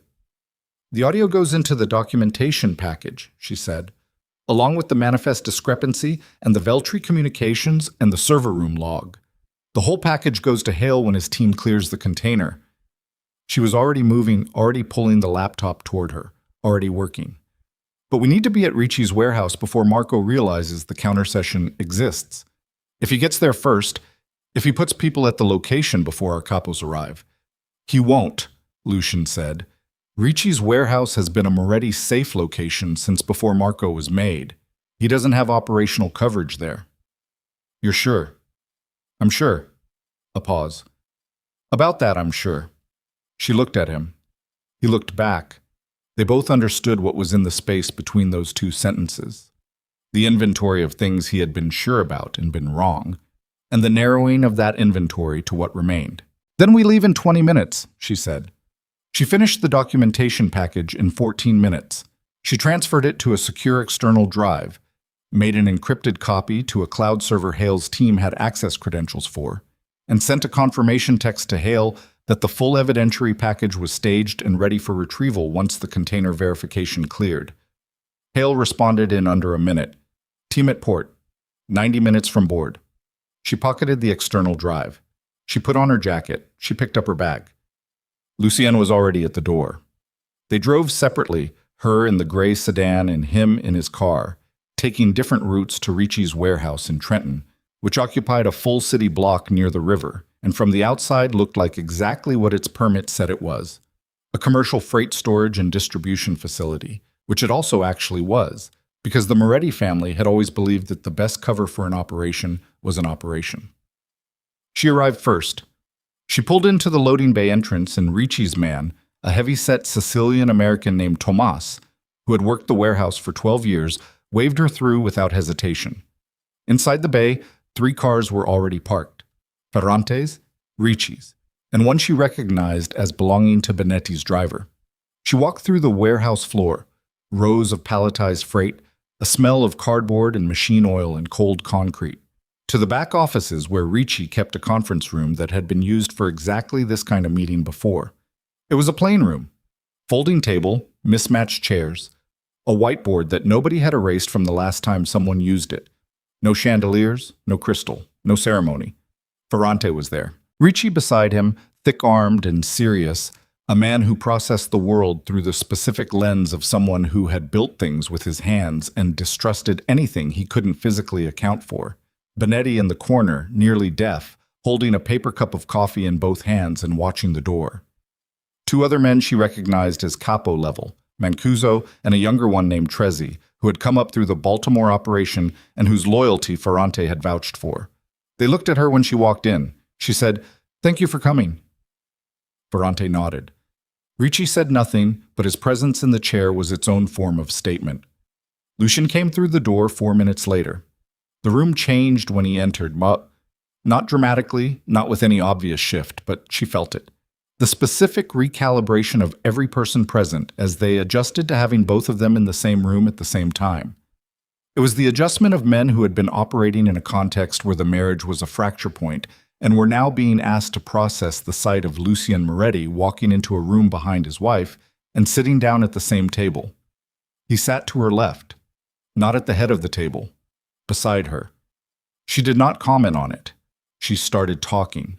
She walked them through it in order: the monitoring alert, the Veltri communications, the server room access, the manifest discrepancy, the container, the federal verification currently in progress at the port of Savannah, the audio from Marco's office, the counter-narrative Marco had been building, the council session he was attempting to hold at the estate at noon. She was precise, and she was fast, and she watched each man's face as the picture assembled itself. Ferrante already knowing most of it, and watching the others. Ricci's expression moving through skepticism to a cold, focused anger. Benetti's aide leaning down to repeat key points into the old man's ear. Mancuso sitting very still in the way that large, dangerous men sit still when they are deciding something. Trezzi, the youngest one, said what several of them were thinking. "You're telling us Vescari has been running a play against this family for a year and a half and nobody caught it." "I caught it," Evelyn said. A pause. "When?" Trezzi asked. "The full picture, last night. Pieces of it for longer." She looked at him directly. "The reason it wasn't caught earlier is the same reason it worked as long as it did. Marco built it inside the blind spots, inside the places where nobody was looking because the assumption was that nobody would have reason to." She paused. "He was wrong about that assumption. It just took time to prove it." Trezzi looked at Lucien, then back at her. He sat back in his chair. Ricci spoke for the first time. His voice was low and flat, the voice of a man who did not use it often and therefore chose his moments. "The container, what's in it?" "I don't know yet," she said. "Hale's team is boarding within the hour. Whatever it was inserted into the manifest under our registration codes without authorization. That is documented and time-stamped. When the verification clears, the container's contents become federal evidence, not Moretti cargo." "And Hale," Ricci said. "This federal investigator, what's his arrangement?" She told them the terms she had negotiated. The room was quiet while she did it. When she finished, Ricci looked at Lucien. "You sanctioned this?" Ricci said. Lucien met his eyes. "I sanctioned it this morning," he said. "The arrangement that protects the legitimate operations and the people in them. Yes." "And the rest of it?" Ricci said. "The parts that don't get protected?" A silence. "That's a conversation for after this is settled," Lucien said. Ricci looked at him for a long moment. Then he nodded. A single, slow movement, the nod of a man filing something for future reference. "Then let's settle it," he said. Her phone buzzed. She looked at the screen. A text from a number she didn't know, but the message format told her immediately where it had come from. It was structured the same way as the Veltri relay messages she had decoded. The same encryption signature routed through the same external relay. Addressed to a code she recognized as one of the Moretti family's internal routing identifiers. But this message wasn't going out, it was coming in, and it had been redirected to her device by the monitoring system's intercept function, which meant it had passed through a node she controlled. She read it. Delivery window closed. Move to contingency. Authorization, direct extraction. Target, primary logistics archive. Time, 1100. She looked at the timestamp. It had been sent 11 minutes ago. 11 a.m. was 47 minutes from now. Primary logistics archive. She knew what that meant. There was only one location in the Moretti operational infrastructure that carried that designation. A secure data room in the basement of the Moretti operational building downtown, which contained the physical backups of the entire transport network's authorization architecture. The master keys. The original encryption seeds, the full route maps and carrier contact databases and ceasefire documentation. Everything. If Marco's people reached that archive before she could lock it down remotely, they didn't need her codes anymore. They had everything they needed to hand the Veltri group a fully operational copy of the Moretti transport network, independent of any authorization she held. "We have a problem," she said, and read the message aloud. The room moved fast after that. Ricci was already on his phone before she finished reading. Mancuso stood up. Ferrante looked at Lucien with an expression that asked a question without words, and Lucien answered it with a single nod that said, "Yes, I know. Move." She was already working on her laptop, pulling up the remote lockdown sequence for the archive room. Her fingers were fast and steady, which required effort, because the rest of her was running on no sleep and cold coffee and the specific adrenaline of a situation that had just compressed from hours to minutes. The lockdown sequence had 7 steps. She completed 4 of them before the system returned an error she had never seen before. She stared at the screen. The error read, "Remote access denied. Physical override in progress." Someone was already in the archive room. She looked up. "They didn't send the message to initiate the extraction," she said. "They sent it to tell someone already in position that the window had changed. They're already there. Lucien was on his feet. How many ways into that room? 2. The main entrance off the basement corridor and a secondary access through the building's utility level. She was typing even as she spoke, pulling up the building's internal system map. The secondary access bypasses the keycard system. It uses a mechanical key that was issued to 6 people. I have one. You have one. Dario has one. The building manager has one. And She stopped. And? Lucien said. And Marco has one, she said. And the 6th key is logged as retired, but the physical key was never destroyed. It was placed in the estate safe. She looked up. The estate, which Marco accessed last night. The 6th key. He planned this before the banquet, Lucien said. It wasn't a question. He planned this before the banquet, she said. Ricci came back into the room. I have 2 men, 6 minutes from the operational building, he said. They can be at the basement entrance in 8. The people Marco sent are already inside, she said. If your men hit the front entrance against people who are already positioned, my men know how to handle that, Ricci said, with the flat certainty of someone who has had this kind of conversation before and does not require elaboration. The archive, Evelyn said. The physical drives in that room, if they pull them and get out through the utility access, your men at the front entrance won't intercept them. The utility exit comes out on the service alley on the north side. She pulled up the building map on her laptop and turned it to face the room. If someone isn't at this exit, she pointed, in the next 6 minutes, they walk out with everything. I'll go, Lucien said. Every head in the room turned. He was already moving toward the door. He stopped and looked back at her. You lock down what you can from here, he said. Ricci's men take the front. I take the alley. Lucien, I know the building, he said. I know the utility level. I've been going into that basement since I was 19 years old. He paused. And I'm not going to sit in a warehouse in Trenton while someone walks out of my building with everything my family built. She looked at him. She looked at the map. She ran the calculation in her head. The distances, the timing, the variables she could control, and the ones she couldn't. Take Mancuso, she said. He nodded. He looked at Mancuso. Mancuso was already standing. They left. She went back to the laptop and completed the remaining 3 steps of the lockdown sequence, knowing it was likely too late for the remote lock to stop the physical extraction, but doing it anyway because 3 steps was 3 steps, and every second the system stayed partially accessible was a second they might be able to use. On the 5th step, the system threw a second error. The physical override was overriding her remote commands in sequence, which meant whoever was in that room had technical knowledge of the system architecture, which meant it wasn't just muscle Marco had sent. She picked up her phone and called Hale. Where's your team? She said the moment he answered. Boarding now, he said. We're at the container level. Give us 20 minutes. I need you to listen to me, she said. There is a secondary extraction happening right now at the Moretti operational building downtown.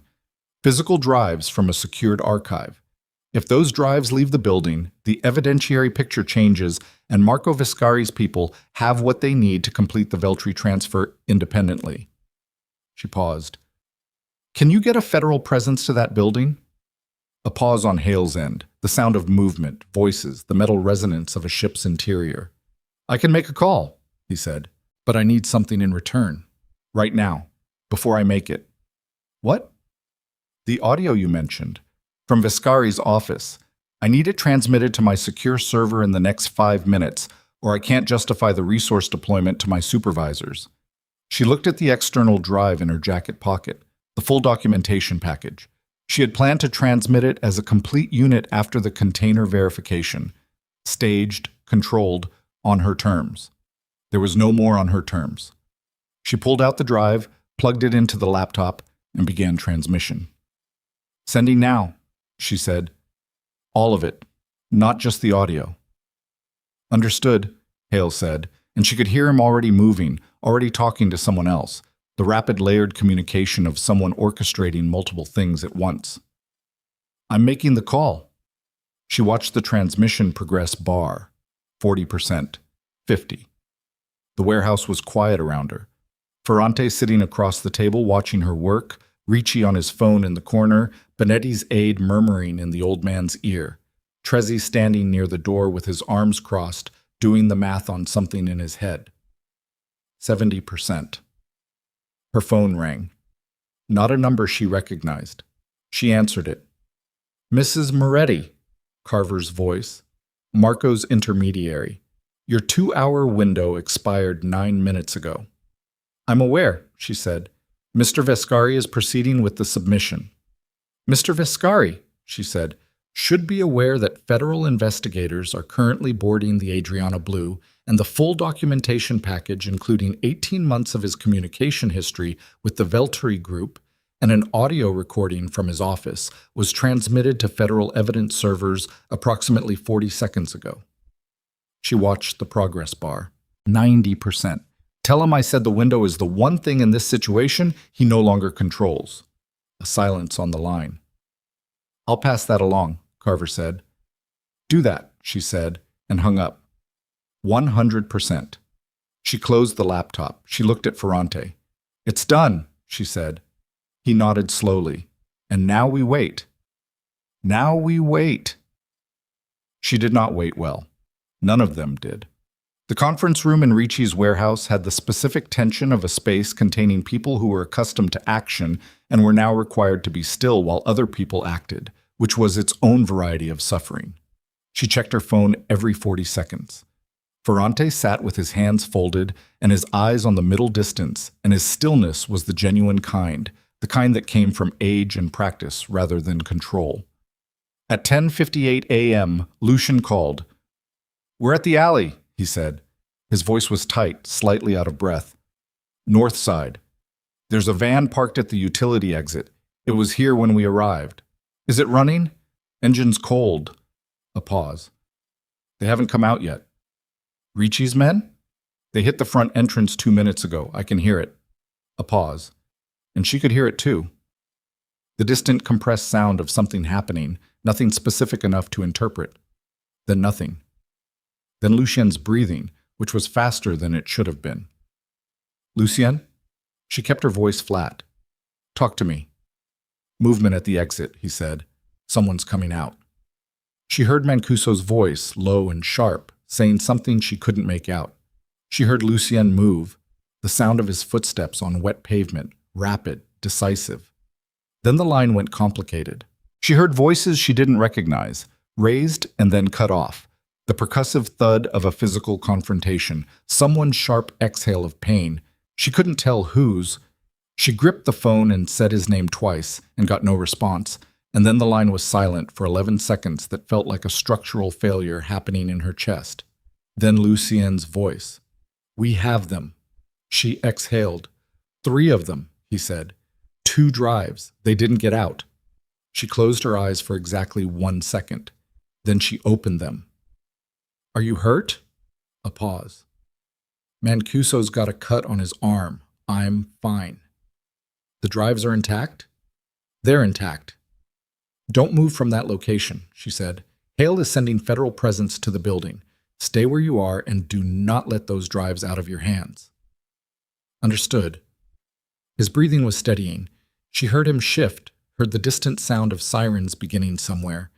Hale's call landing, resources moving. Evelyn?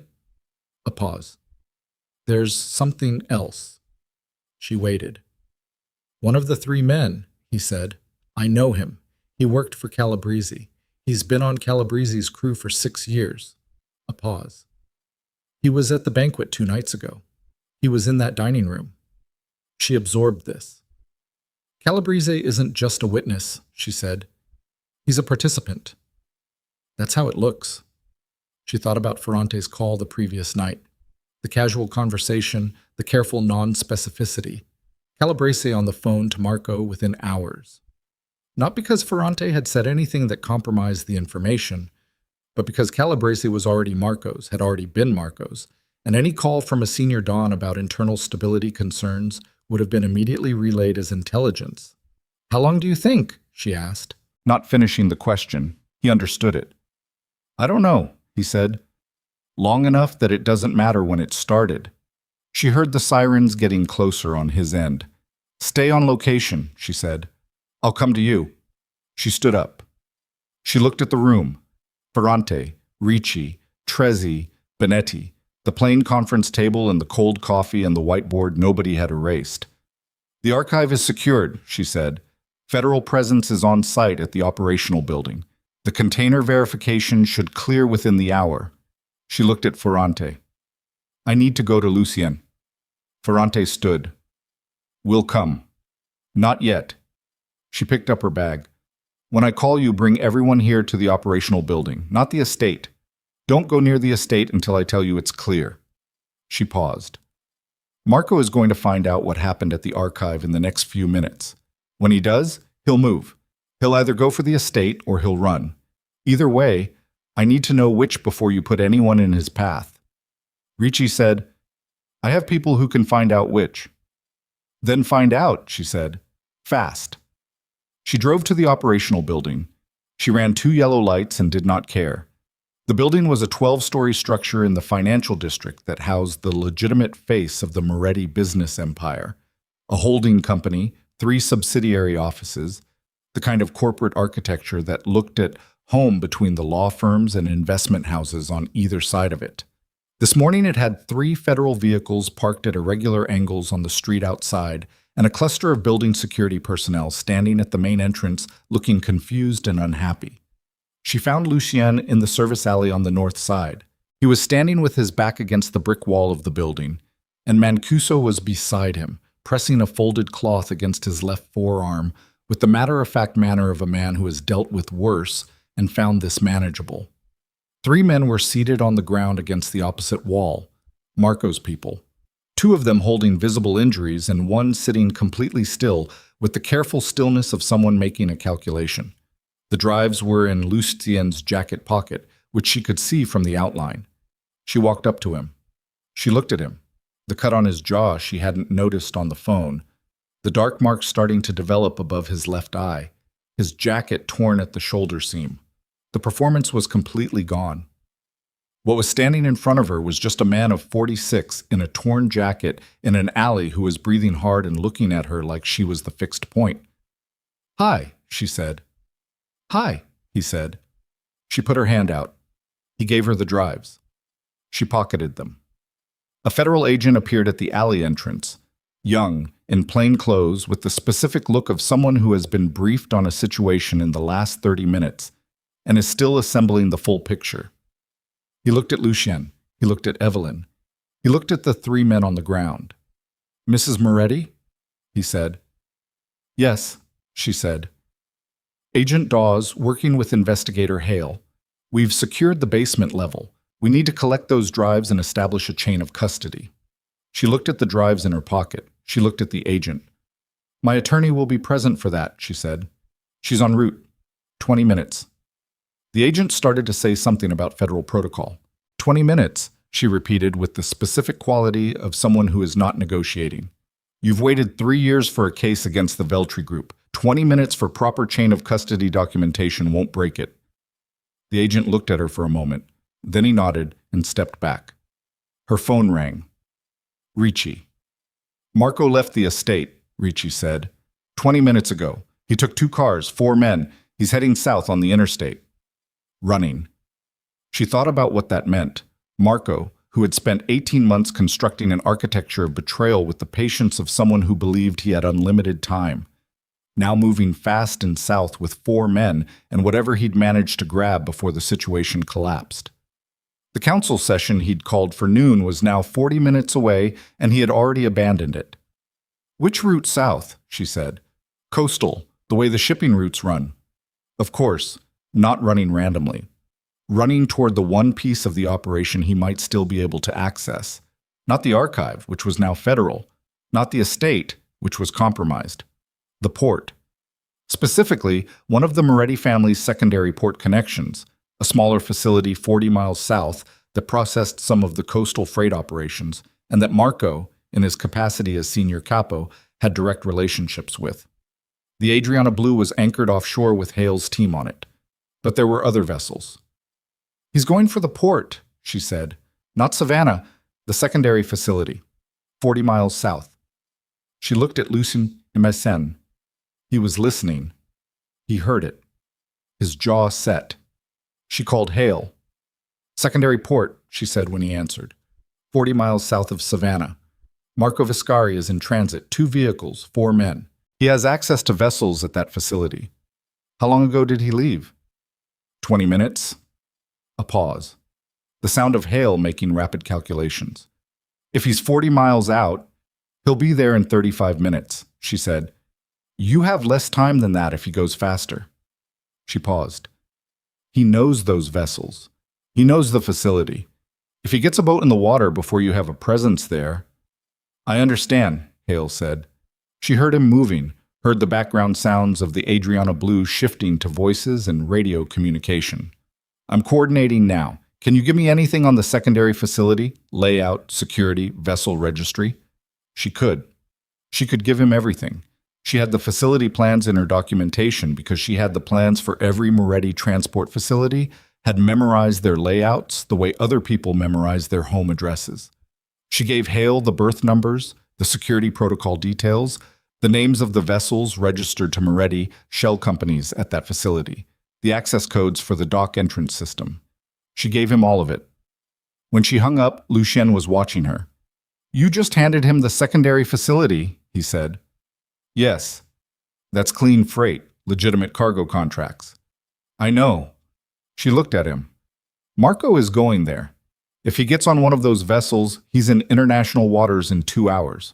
There's no clean way to contain this that doesn't involve that facility at this point. I gave Hale the layout so his people can intercept Marco before he reaches the boats. Not to expose the freight operation. She paused. But Lucien, if the federal presence lands at that facility today, the facility is going to be looked at. I can't prevent that. He absorbed this. How bad is it? He said. The facility is clean, she said. Mostly. There are 2 carrier relationships there that are not fully documented on the legitimate side. I've been meaning to restructure them for 2 years. She paused. They'll find them. How bad? He asked again. Manageable, she said, with the right attorney and the framework Hale agreed to. Manageable. He nodded slowly. The nod of a man doing an accounting of costs he had not chosen and could not reverse. Her phone buzzed. A text from Dario. Container opened. Hale's team on site. You need to see what they found. She showed the message to Lucien. Asian. They looked at each other. Whatever was in container 7-Delta-994 was no longer hers to control. It was federal now. Hale's team, Hale's jurisdiction, Hale's case.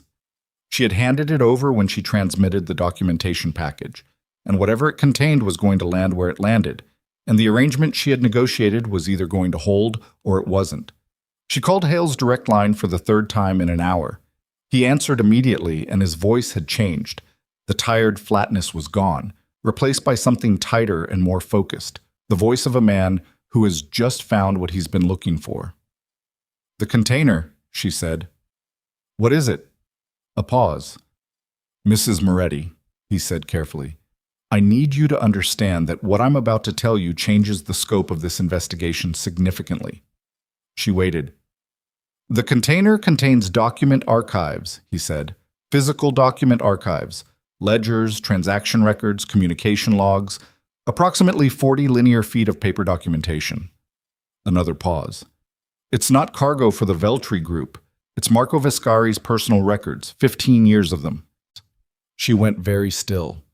He wasn't planning to hand the Veltri Group your transport network, Hale said, and his voice had the specific quality of someone arriving at the end of a long calculation and finding the answer both larger and more complicated than they'd budgeted for. He was planning to hand them yours and document the whole transaction in a way that made it look like you did it. The container is the evidence file for the counter-narrative. 15 years of selectively documented material, building the case that Evelyn Moretti has been the de facto criminal controller of the Moretti Transport Network. A pause. With Marco as the internal whistleblower who preserved the evidence. The alley was very quiet. She heard Lucien's breathing beside her. She heard the distant sound of federal agents moving in the building behind them. She heard the city, indifferent and enormous, moving around the small circle of this moment. He wasn't just planning to take over, she said. No, Hale said. He was planning to take over and walk out clean, with federal cover, while you took the fall for everything he'd built. She stood in the alley with her back against the brick wall and her phone in her hand, and she looked at the gray sky above the buildings, and she understood, completely and finally, the full shape of what Marco Vescari had constructed around her over 15 years. Not just the 18 months of active movement she had traced, but the long architecture underneath it, the slow and patient framing of a woman who had made herself indispensable and therefore invisible, and therefore, in his construction, perfectly positioned to become the answer to the question of who was responsible for everything. She had built the machine. He had spent 15 years documenting it as hers. The arrangement still holds, she said. Our documentation distinguishes the legitimate from the rest. The audio, the Veltri communications, the manifest insertion, all of it predates and contradicts his counter-narrative. It does, Hale said. Yes, but Mrs. Moretti, this is going to be a long process. What he built is extensive. Dismantling it is going to take time, and it is going to require your full cooperation on everything. I know, she said, and there will be things in his documentation that we'll need to examine regardless of the framing. I know that too, she said. A pause. Vescari, Hale said, do you have a location? South, she said. He's running for the secondary port, 40 miles. We're moving, Hale said. Stay on standby. She pocketed the phone. She looked at Lucien. He had heard enough. She could see it on his face, not just the physical wear of the last 12 hours, not just the cut on his jaw and the darkening bruise above his eye, but the deeper exhaustion of a man who has had the architecture of his own life disassembled in front of him piece by piece since a banquet 2 nights ago and is now standing in an alley looking at the rubble of everything he thought he controlled. 15 years? He said. Yes. He was in my house for 15 years. Yes. He put his head back against the brick wall and looked at the same gray sky she had been looking at. His throat worked. And you caught it. She didn't answer immediately. You caught it, he said again. It wasn't an accusation. It wasn't gratitude. It was something more precise and more uncomfortable than either, the specific acknowledgement of a man who has spent years treating someone as peripheral, discovering that the peripheral person was the only one who was paying attention. I caught part of it, she said, the part he made a mistake with. If he'd been more careful with the manifest insertion, if he'd used a different monitoring window. She stopped. He made one mistake. I was in a position to see it because of the systems I'd built. That's all. That's not all, he said. She looked at him. Don't, he said quietly. Don't minimize it. Not right now. I've done enough of that. She said nothing. They stood in the alley together, the boss of the Moretti family and his wife, in a torn jacket and a watercolored dress that was now 2 days old, in a service alley in the financial district with 3 of Marco Vescari's people sitting on the concrete behind them and federal agents in the building above them, and somewhere 40 miles south, a man who had spent 15 years trying to destroy them both was driving as fast as he could toward a waterfront he was not going to reach in time. Her phone buzzed. Ricci. Noon just passed. Estate dining hall is empty. Nobody showed for Marco's session. She showed it to Lucien. He read it. Something moved across his face that was not quite a smile, more the ghost of one, the shape of something that had not yet decided whether it was relief or grief. Nobody came, he said. Nobody came, she said. She put the phone in her pocket. She straightened her jacket. She looked at the alley entrance where Agent Dawes was standing with his clipboard and his unresolved chain of custody questions, waiting for Carla Bresci to arrive with the kind of focused legal precision that made federal agents reorganize their timelines.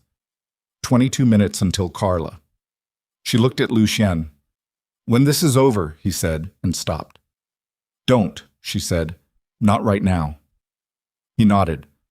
They stood in the alley and waited for Carla Bresci and for the federal call from 40 miles south, and for the slow, grinding machinery of consequence to begin doing what consequence always does, arriving without apology, on its own schedule, in no particular hurry now that it had finally been given permission to move. The call from Hale came at 2:17 p.m. Evelyn was sitting in the passenger seat of Lucien's car, which was parked at the curb outside the operational building because neither of them had decided yet where to go next, and the car was as good a place as any to wait. Carla Bresci had arrived 22 minutes after the alley confrontation, had taken custody of the drives with the precise, unhurried efficiency of someone who had been preparing for exactly this kind of moment, and had disappeared into the building with Agent Dawes, and a look on her face that said the next several hours were going to be dense and procedural, and she was going to enjoy every minute of them. Mancuso had taken Marco's 3 men somewhere Evelyn didn't ask about and didn't need to know. Ricci had called twice with logistical updates she had processed and responded to without fully registering. Lucien had gotten the cut on his jaw cleaned by someone who appeared with a first aid kit without being asked, which was the kind of thing that happened around Lucien and which he had always accepted without acknowledging.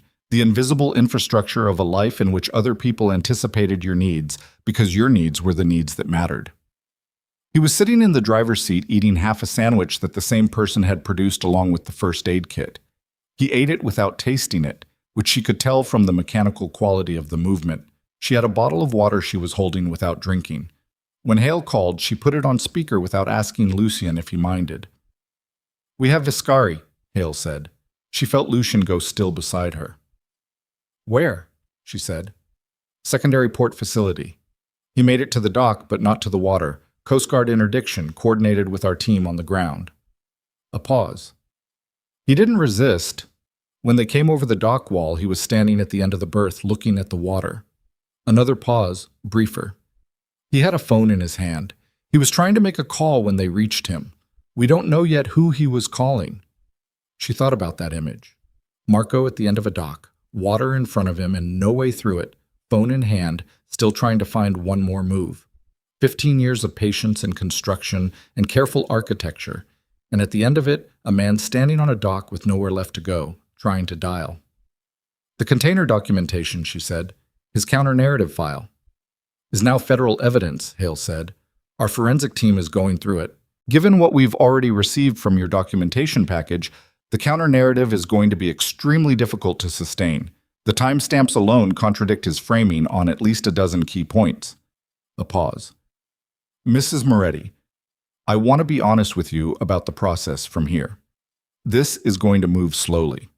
There will be aspects of the investigation that require examination of material that reflects on the Moretti organization broadly, not just on Viscari specifically.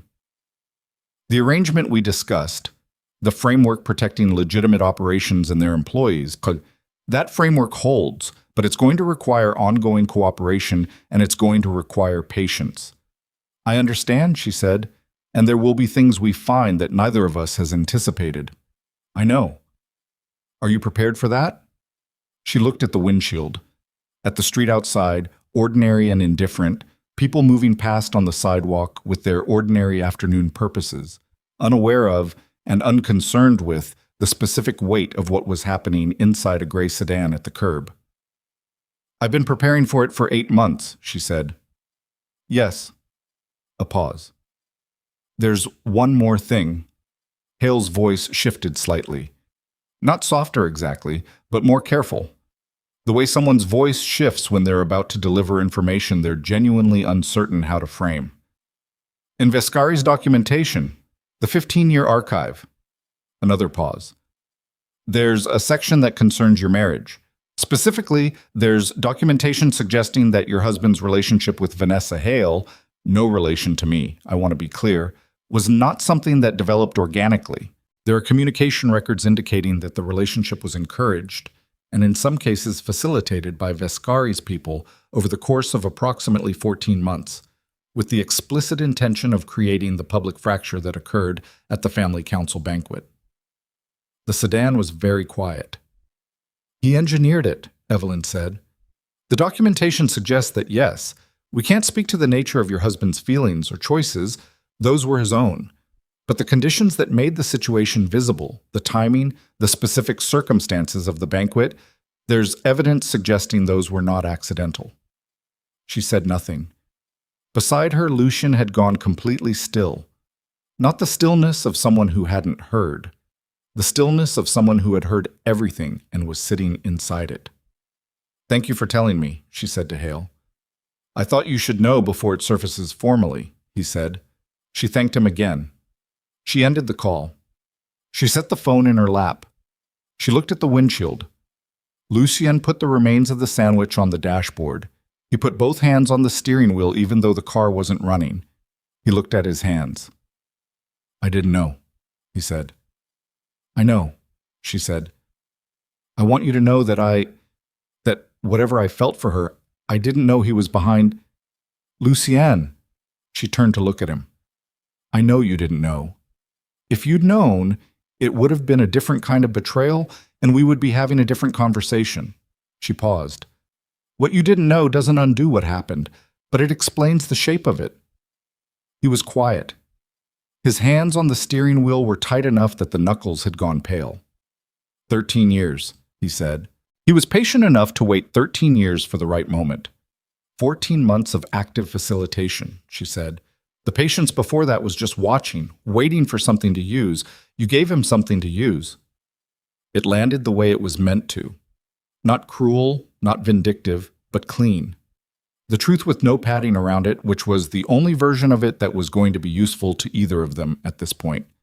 He exhaled. "Yes," he said. "I did." She turned back to the windshield. Outside, a delivery truck was trying to maneuver into a loading zone and having trouble with the angle. A man on the sidewalk watched it with the detached interest of someone who has nowhere urgent to be. Life going about its business, utterly unconcerned. "What happens now?" Lucien said.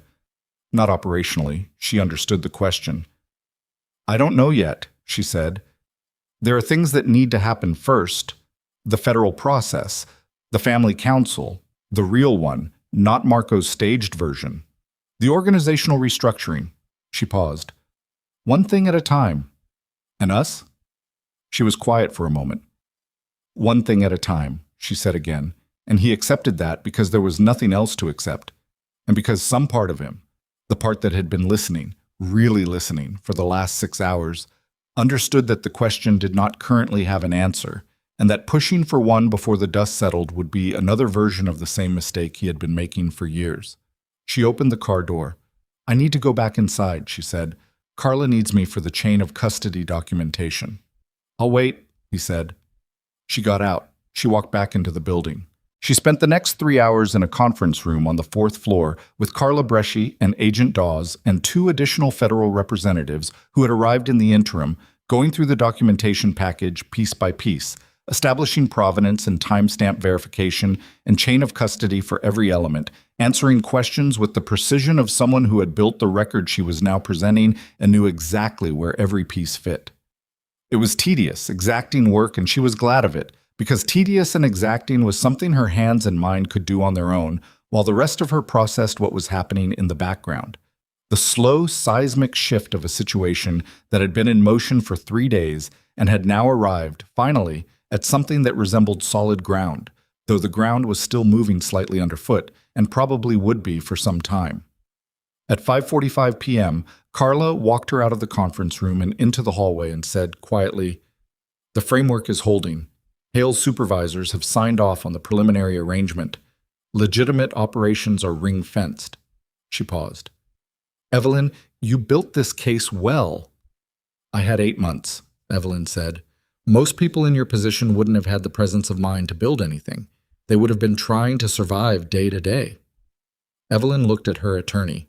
This woman who had been in her corner for years, who had prepared documents that hadn't been filed and arranged structures that hadn't been used and waited with the professional patience of someone who understood that her client was navigating something complicated and was not going to be rushed. "Thank you," she said, "for being ready." Carla nodded. "The council meeting," she said. "Ferrante has been calling." "I know, tonight. Can you come?" "Where?" Evelyn thought about it. "Not the estate." The estate was compromised in too many ways, saturated with the last 3 days in a manner that would make everything harder. Not the warehouse in Trenton, which was a crisis location, and tonight needed to be something else. She thought about the dining hall, the chandeliers, the table set for 24. She thought about the reset flowers and the untouched food, and the way the room had looked the morning after the banquet, restored to its formal arrangement as though nothing had happened, which was the estate's nature, to restore surfaces. "Not the estate," she said. "Ricci's warehouse conference room. It's not elegant, but it's clean." Carla almost smiled. "I'll be there." The meeting convened at 8 p.m. Evelyn arrived before anyone else and stood in the conference room for 5 minutes by herself, in the same clothes she had been wearing for 2 days, and the same heels and the same pinned hair that had lost 2 pins somewhere during the afternoon and was no longer quite as precise as it had been at the start. She looked at the folding table and the mismatched chairs and the whiteboard. Nobody had erased, and she thought about the marble dining hall and the crystal chandeliers and the white ranunculus she had ordered and the Barolo vintage she had selected and the seating chart she had arranged with the care of someone who understood that the details of a room could either contain conflict or provoke it. She had arranged that room perfectly. It hadn't been enough. This room was imperfect in every visible way. She thought it might be exactly right. They came in over the next 15 minutes. Ferrante first, then Ricci, then Benetti with his aide, then Mancuso and Trezzi. 2 additional capos she had not seen that morning, Landau and a man named Corso, who ran the Northeastern Territory and who Ferrante had called late in the afternoon with a summary of the day's events. They came in and they sat down and they looked at the table and at each other and at the room with the specific manner of men who had been through a great deal in the past 48 hours and were now sitting in a warehouse conference room at 8 in the evening trying to determine what that meant. Lucien came in last. He had changed his jacket. Someone had gotten him a clean one. She didn't know who or from where, and the cut on his jaw had been properly closed with a butterfly bandage that was slightly too large for the cut, which gave him a faintly asymmetrical appearance that she found, in some way she couldn't fully account for, more trustworthy than the usual polished version. He sat to her left again, not at the head, beside her. Ferrante looked at them both. Then he looked at the table. Then he said, with the particular directness of a man who is too old and too tired for preamble, Vescari is in federal custody. Calabrese has been contacted by federal investigators and is apparently cooperating, which tells us everything we need to know about his actual loyalties. The council session he attempted at noon had no attendees. He paused. Which means this room is the real session, so let's have it. What followed was not a dramatic confrontation. It was something harder than that. The particular difficulty of a group of people who had operated inside a flawed structure for years, sitting in a room together and being honest about the flaws, which requires a willingness to implicate yourself that dramatic confrontations do not demand. Ricci said what several of them were thinking. The structure has to change, not because of Marco, because of what Marco revealed about the structure. One man held all the authority, and one woman held all the actual operational knowledge, and neither of them knew what the other one was really doing, and that gap is what he built his play inside. He paused. We fix the gap, or the next Marco finds a different version of the same gap, and we do this again in 10 years. Nobody disagreed. Ferrante looked at Lucien. You understand what this means. Lucien looked at the table. He was quiet for a moment. Not the silence of resistance, but the silence of a man genuinely taking something in. It means the title doesn't carry what I thought it carried, he said, or it doesn't carry it the way I thought it did. The title carries what the organization agrees it carries, Ferrante said. That's always been true. Your father understood it. He just expressed it differently. My father never would have done what I did at that banquet, Lucien said. Ferrante said nothing, which was its own form of agreement. I know what I did, Lucien said, and he said it to the table, to the room, not to any one person in particular, which was the right way to say it.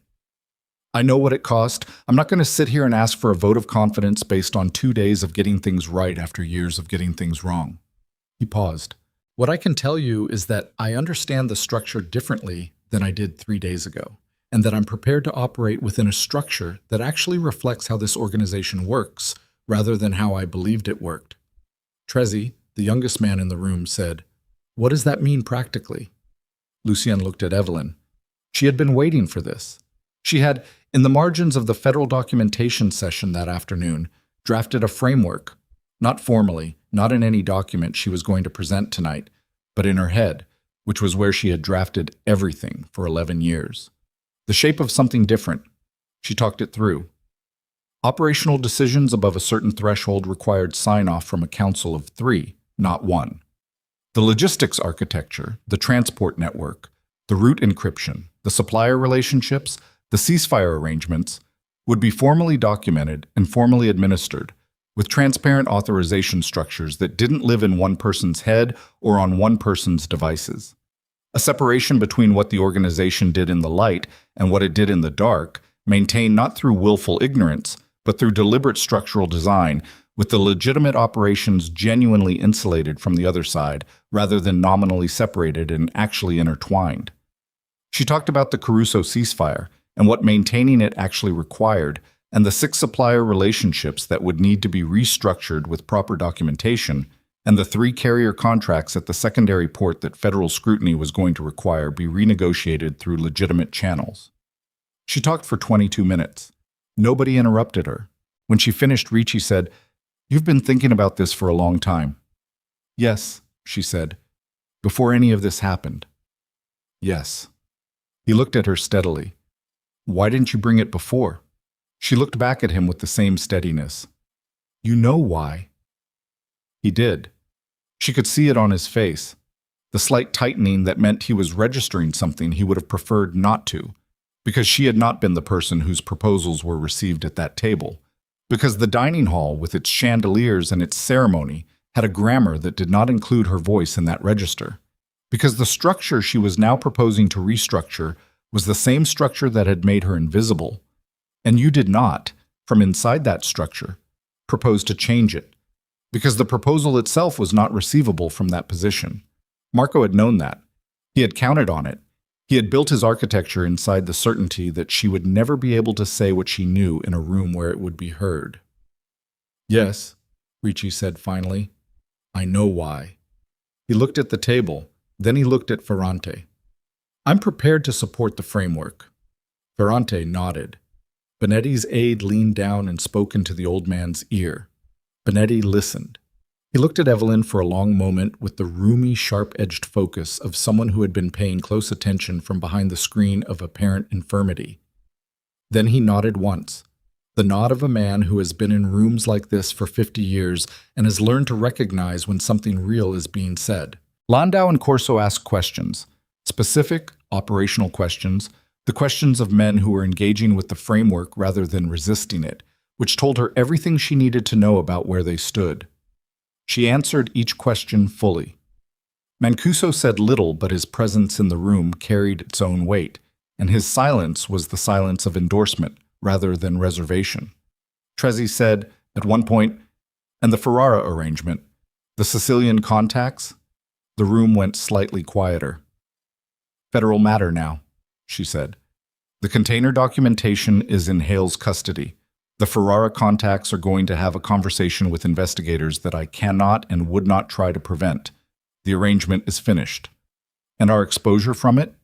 Limited," she said, "by the documentation that makes clear the arrangement was brought to the family by Marco Viscari as part of a deliberate strategy to compromise our logistics network. Our exposure is not zero, but it is manageable and it is bounded, and Carla Bresci will be working through the specifics with federal counsel over the coming weeks." She paused. "I'm not going to tell you it costs nothing. It costs something. What I can tell you is that the alternative, Marco succeeding, the Veltri group embedded in our network, the counter-narrative file landing at federal financial crimes before our documentation did, costs everything." So, Trezzi absorbed this. He nodded. The vote, when Ferrante called it, was not close. It was unanimous in support of the framework proposal and unanimous in the formal acknowledgement that Marco Viscari's removal from the organization was not a removal that required ceremony, because a man who had spent 15 years constructing a trap for the people around him had removed himself through the act of construction. The question of Lucien was the harder one. Ferrante raised it directly, which was the only way to raise it. "The question of leadership," he said, "is separate from the framework question. The framework can be adopted regardless. The leadership question requires the room." Lucien said, before anyone else could speak, "I want to say something." Ferrante nodded. Lucien put his hands flat on the folding table. He looked at them for a moment. Then he looked up at the room. "I'm not going to make a case for myself," he said. "I don't think that's what this moment requires. What I can tell you is that I understand, clearly, that the organization's stability for the past 11 years has depended substantially on work that I did not do and did not credit, and in some cases actively dismissed. I understand that the event 2 nights ago was not just a personal failure. It was an organizational failure, and it was mine. He paused. If the council's determination is that the organization is better served by a different leadership structure, I'll accept that. What I won't do is pretend that the past 3 days have erased what preceded them. The room was quiet. Ferrante looked at him for a long time. The look of a man who has watched a family for 50 years and is now watching one of its members do something he had begun to wonder if that member was capable of. What preceded them, Ferrante said carefully, and what has occurred within them are both part of the record. I am not in the habit of discarding the full record in favor of the most recent entry. He paused. In either direction, Ricci said, the framework requires 3 signatories for major decisions. If Lucien is one of 3, the single-point failure is addressed. The title remains, but the authority is distributed. That's the proposal, Ferrante said. The vote on leadership structure was also unanimous, not because every man in the room had forgiven Lucien Moretti for what he was and what he had done, but because forgiveness was not the relevant metric. The relevant metric was whether the structure could hold, and the structure, as proposed, distributed the risk widely enough that the answer was yes. Lucien said nothing when the vote was recorded. He looked at the table. He nodded once. It was a small nod, stripped of everything except the meaning it needed to carry, which was, I understand what this is, and I accept it. Evelyn watched him and thought about what Ferrante had said in the Calverton kitchen 2 days and a lifetime ago. Stupid men make mistakes they don't understand. Proud men make mistakes they understand and make anyway. She had married the second kind, and she had spent 13 years inside the particular damage that the second kind of mistake makes. And she did not know yet what came after that, but she knew that what she was watching right now, this man at this table, in this borrowed jacket, accepting a verdict he had not earned the right to contest, was the closest she had seen him come to the first kind of honesty in a very long time. It was not enough to undo 11 years. She knew that. He knew that. It was something, though, which was more than nothing, and tonight more than nothing was what she had to work with. The meeting broke at 10:20 p.m. People left in clusters, quietly, the way people leave rooms where important things have happened, with the particular care of individuals who understand that what occurred inside will require time to process, and that the processing happens better in motion than in stillness. Ferrante stopped beside her on his way out and said nothing, just put his hand briefly on her arm. An old man's gesture, the gesture of someone who has seen enough to know when words are the lesser option. She put her hand over his for a moment. Then he walked out. Ricci gave her a nod that contained several sentences worth of meaning compressed into a single movement of his head. She returned it. Trezzi paused near the door and said, For what it's worth, I've been in this organization for 7 years, and I've never heard a proposal laid out that clearly. He said it without embarrassment, the statement of a young man who had decided that acknowledging something real was more useful than performing composure. Thank you, she said. He left. Mancuso, last of the secondary capos to go, stopped next to her and said simply, Anything you need. 2 words. The weight of an oath. She believed him. When the room was empty except for her and Lucien and Carla Bresci, who was making notes at the end of the table with the focused efficiency of someone who had filed everything and was now preparing for what came next, Evelyn sat down in one of the mismatched chairs and took her heels off. She set them on the floor beside her. She put her feet flat on the cold concrete. She looked at the ceiling. Lucien sat in the chair across from her. They were quiet for a while. The warehouse made its warehouse sounds. The distant shift of freight, the building settling, the low machinery hum of something running on the other side of the facility wall. It was not the quiet of the estate, which was an arranged quiet, a designed absence of intrusion. This was working quiet, the quiet of a place that existed for practical purposes and did not pretend to be anything else. The Caruso ceasefire, Lucien said eventually. You've been maintaining it since 2019. Yes. Through their consigliere. His name is Bettini. We have a call every 3 weeks. He drinks coffee while we talk, and I can always hear the cup clinking against the saucer. She paused. He's going to need to know the organizational structure has changed. The ceasefire runs on trust, and trust runs on consistency, and the next call is in 9 days. I should be on it, Lucian said. She looked at him. Yes, she said. You should. Will he take a call from me? If I introduce you? Yes. She paused. It'll be awkward. Bettini has a dry sense of humor, and he's going to have things to say about the situation that won't be entirely comfortable. I can handle uncomfortable, Lucian said. I know, she said. I've seen you do it. Today, specifically. He looked at his hands on the table. Evelyn? He stopped, started again. I'm not going to ask you to, I'm not going to make it about the marriage right now. I know that's a different thing. He stopped again. I just want you to know that I understand what I did. Not the tactical failures, the other thing, that he couldn't find the word. Or he found it, and it wasn't sufficient, and he knew it. The way I made you invisible. She looked at him across the table, at the butterfly bandage on his jaw, at his hands, which were very still, at the expression on his face, which was not performing anything. I know you do, she said. Is that enough? She thought about it honestly, which was the only way she knew how to think about things at this point. The honest answer was, I don't know yet. The honest answer was, the understanding and the thing that required understanding are two different items, and one doesn't cancel the other. The honest answer was, there are questions about 13 years that a very difficult 72 hours cannot resolve, and I'm not going to pretend otherwise. She said, it's a start. He accepted this. He did not push past it. She noted the not pushing, filed it, moved on. Carla closed her notebook.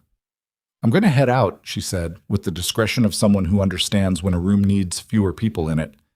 Evelyn, I'll have the preliminary federal framework documentation ready for your review by tomorrow afternoon. Thank you, Carla.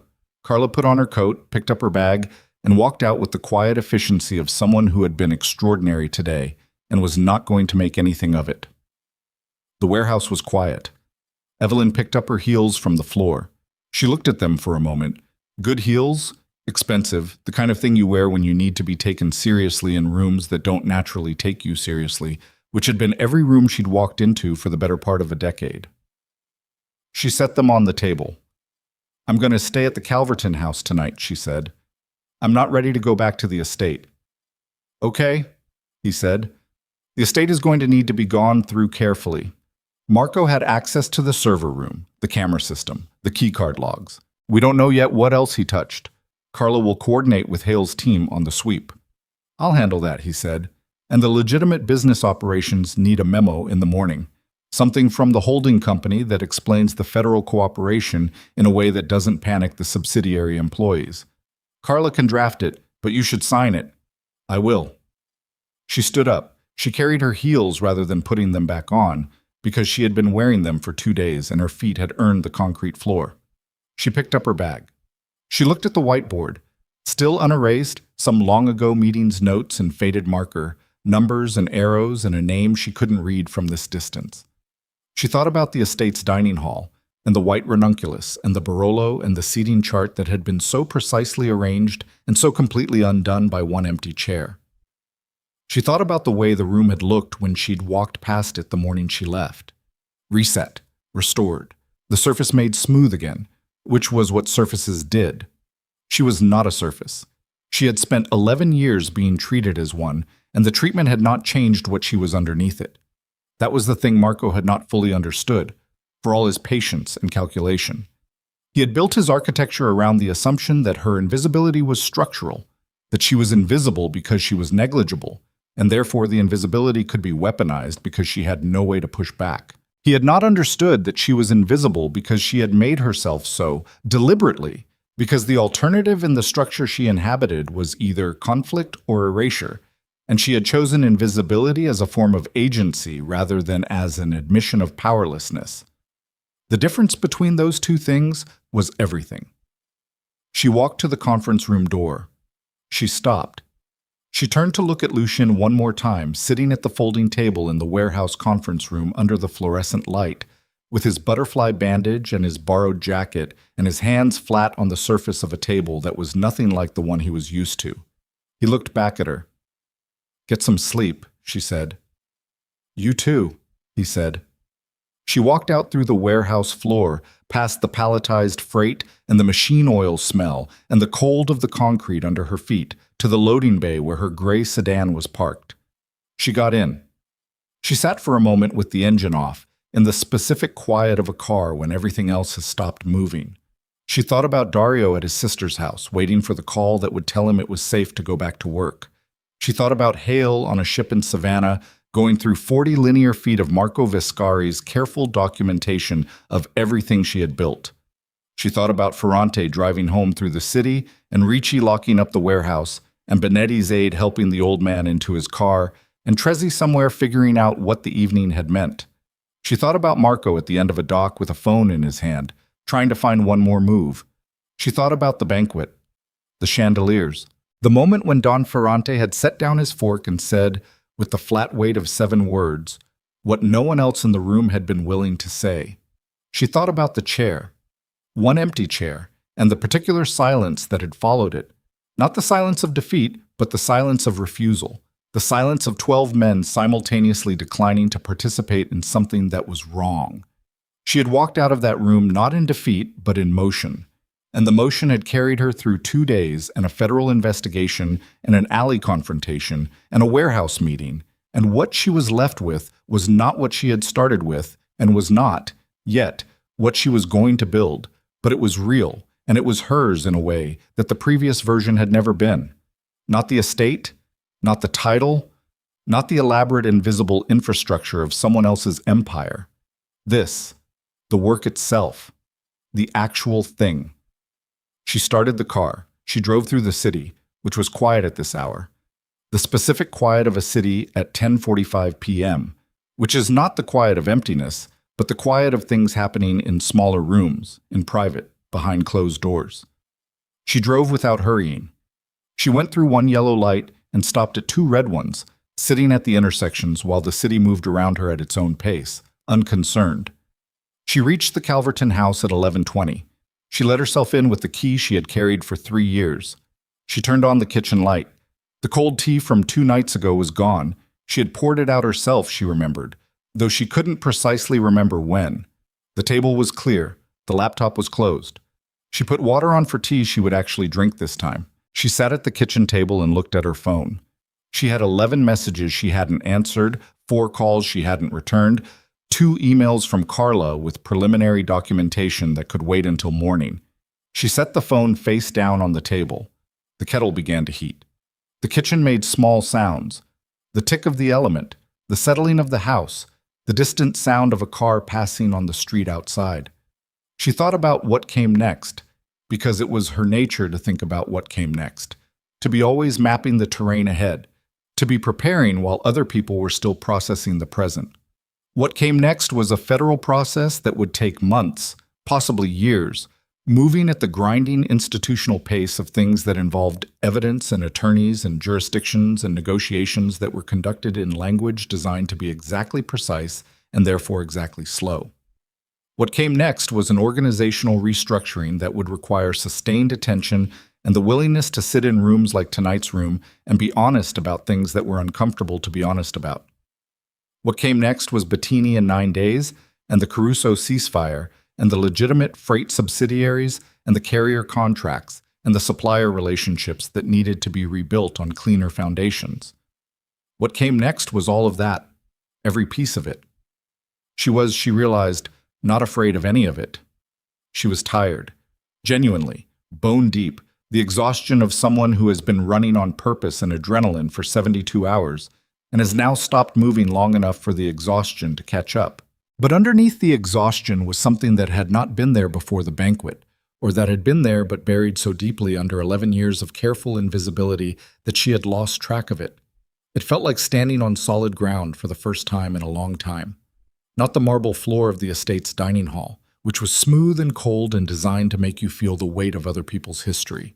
Solid ground of a different kind, the kind that has no history and no ceremony and no chandeliers and no arrangement, just the basic structural fact of something real beneath your feet. The kettle finished heating. She made the tea. She wrapped both hands around the cup and let the warmth come through and looked at the kitchen of the Calverton house. The plain surfaces, the practical lights, the window that showed her the dark street outside and her own faint reflection in the glass. She drank the tea. It was good. It was hot. It was exactly what it was. Outside, the city continued its quiet business, and the night moved at its own unhurried pace toward morning. And somewhere in the hold of a ship anchored off the Georgia coast, a federal team was working through boxes of paper that would take months to fully understand. And in a federal detention facility, a man was sitting with the specific stillness of someone who has run out of moves, and in an estate on the northern edge of the city, a man was sitting in a room full of other people's choices trying to understand his own. And in a warehouse in Trenton, the fluorescent lights were still on in a conference room where nothing would happen now until tomorrow. And in the kitchen of a house in Calverton, Evelyn Moretti finished her tea, rinsed the cup, turned off the light, and went to bed. She slept for 8 hours without waking. It was the best sleep she'd had in years.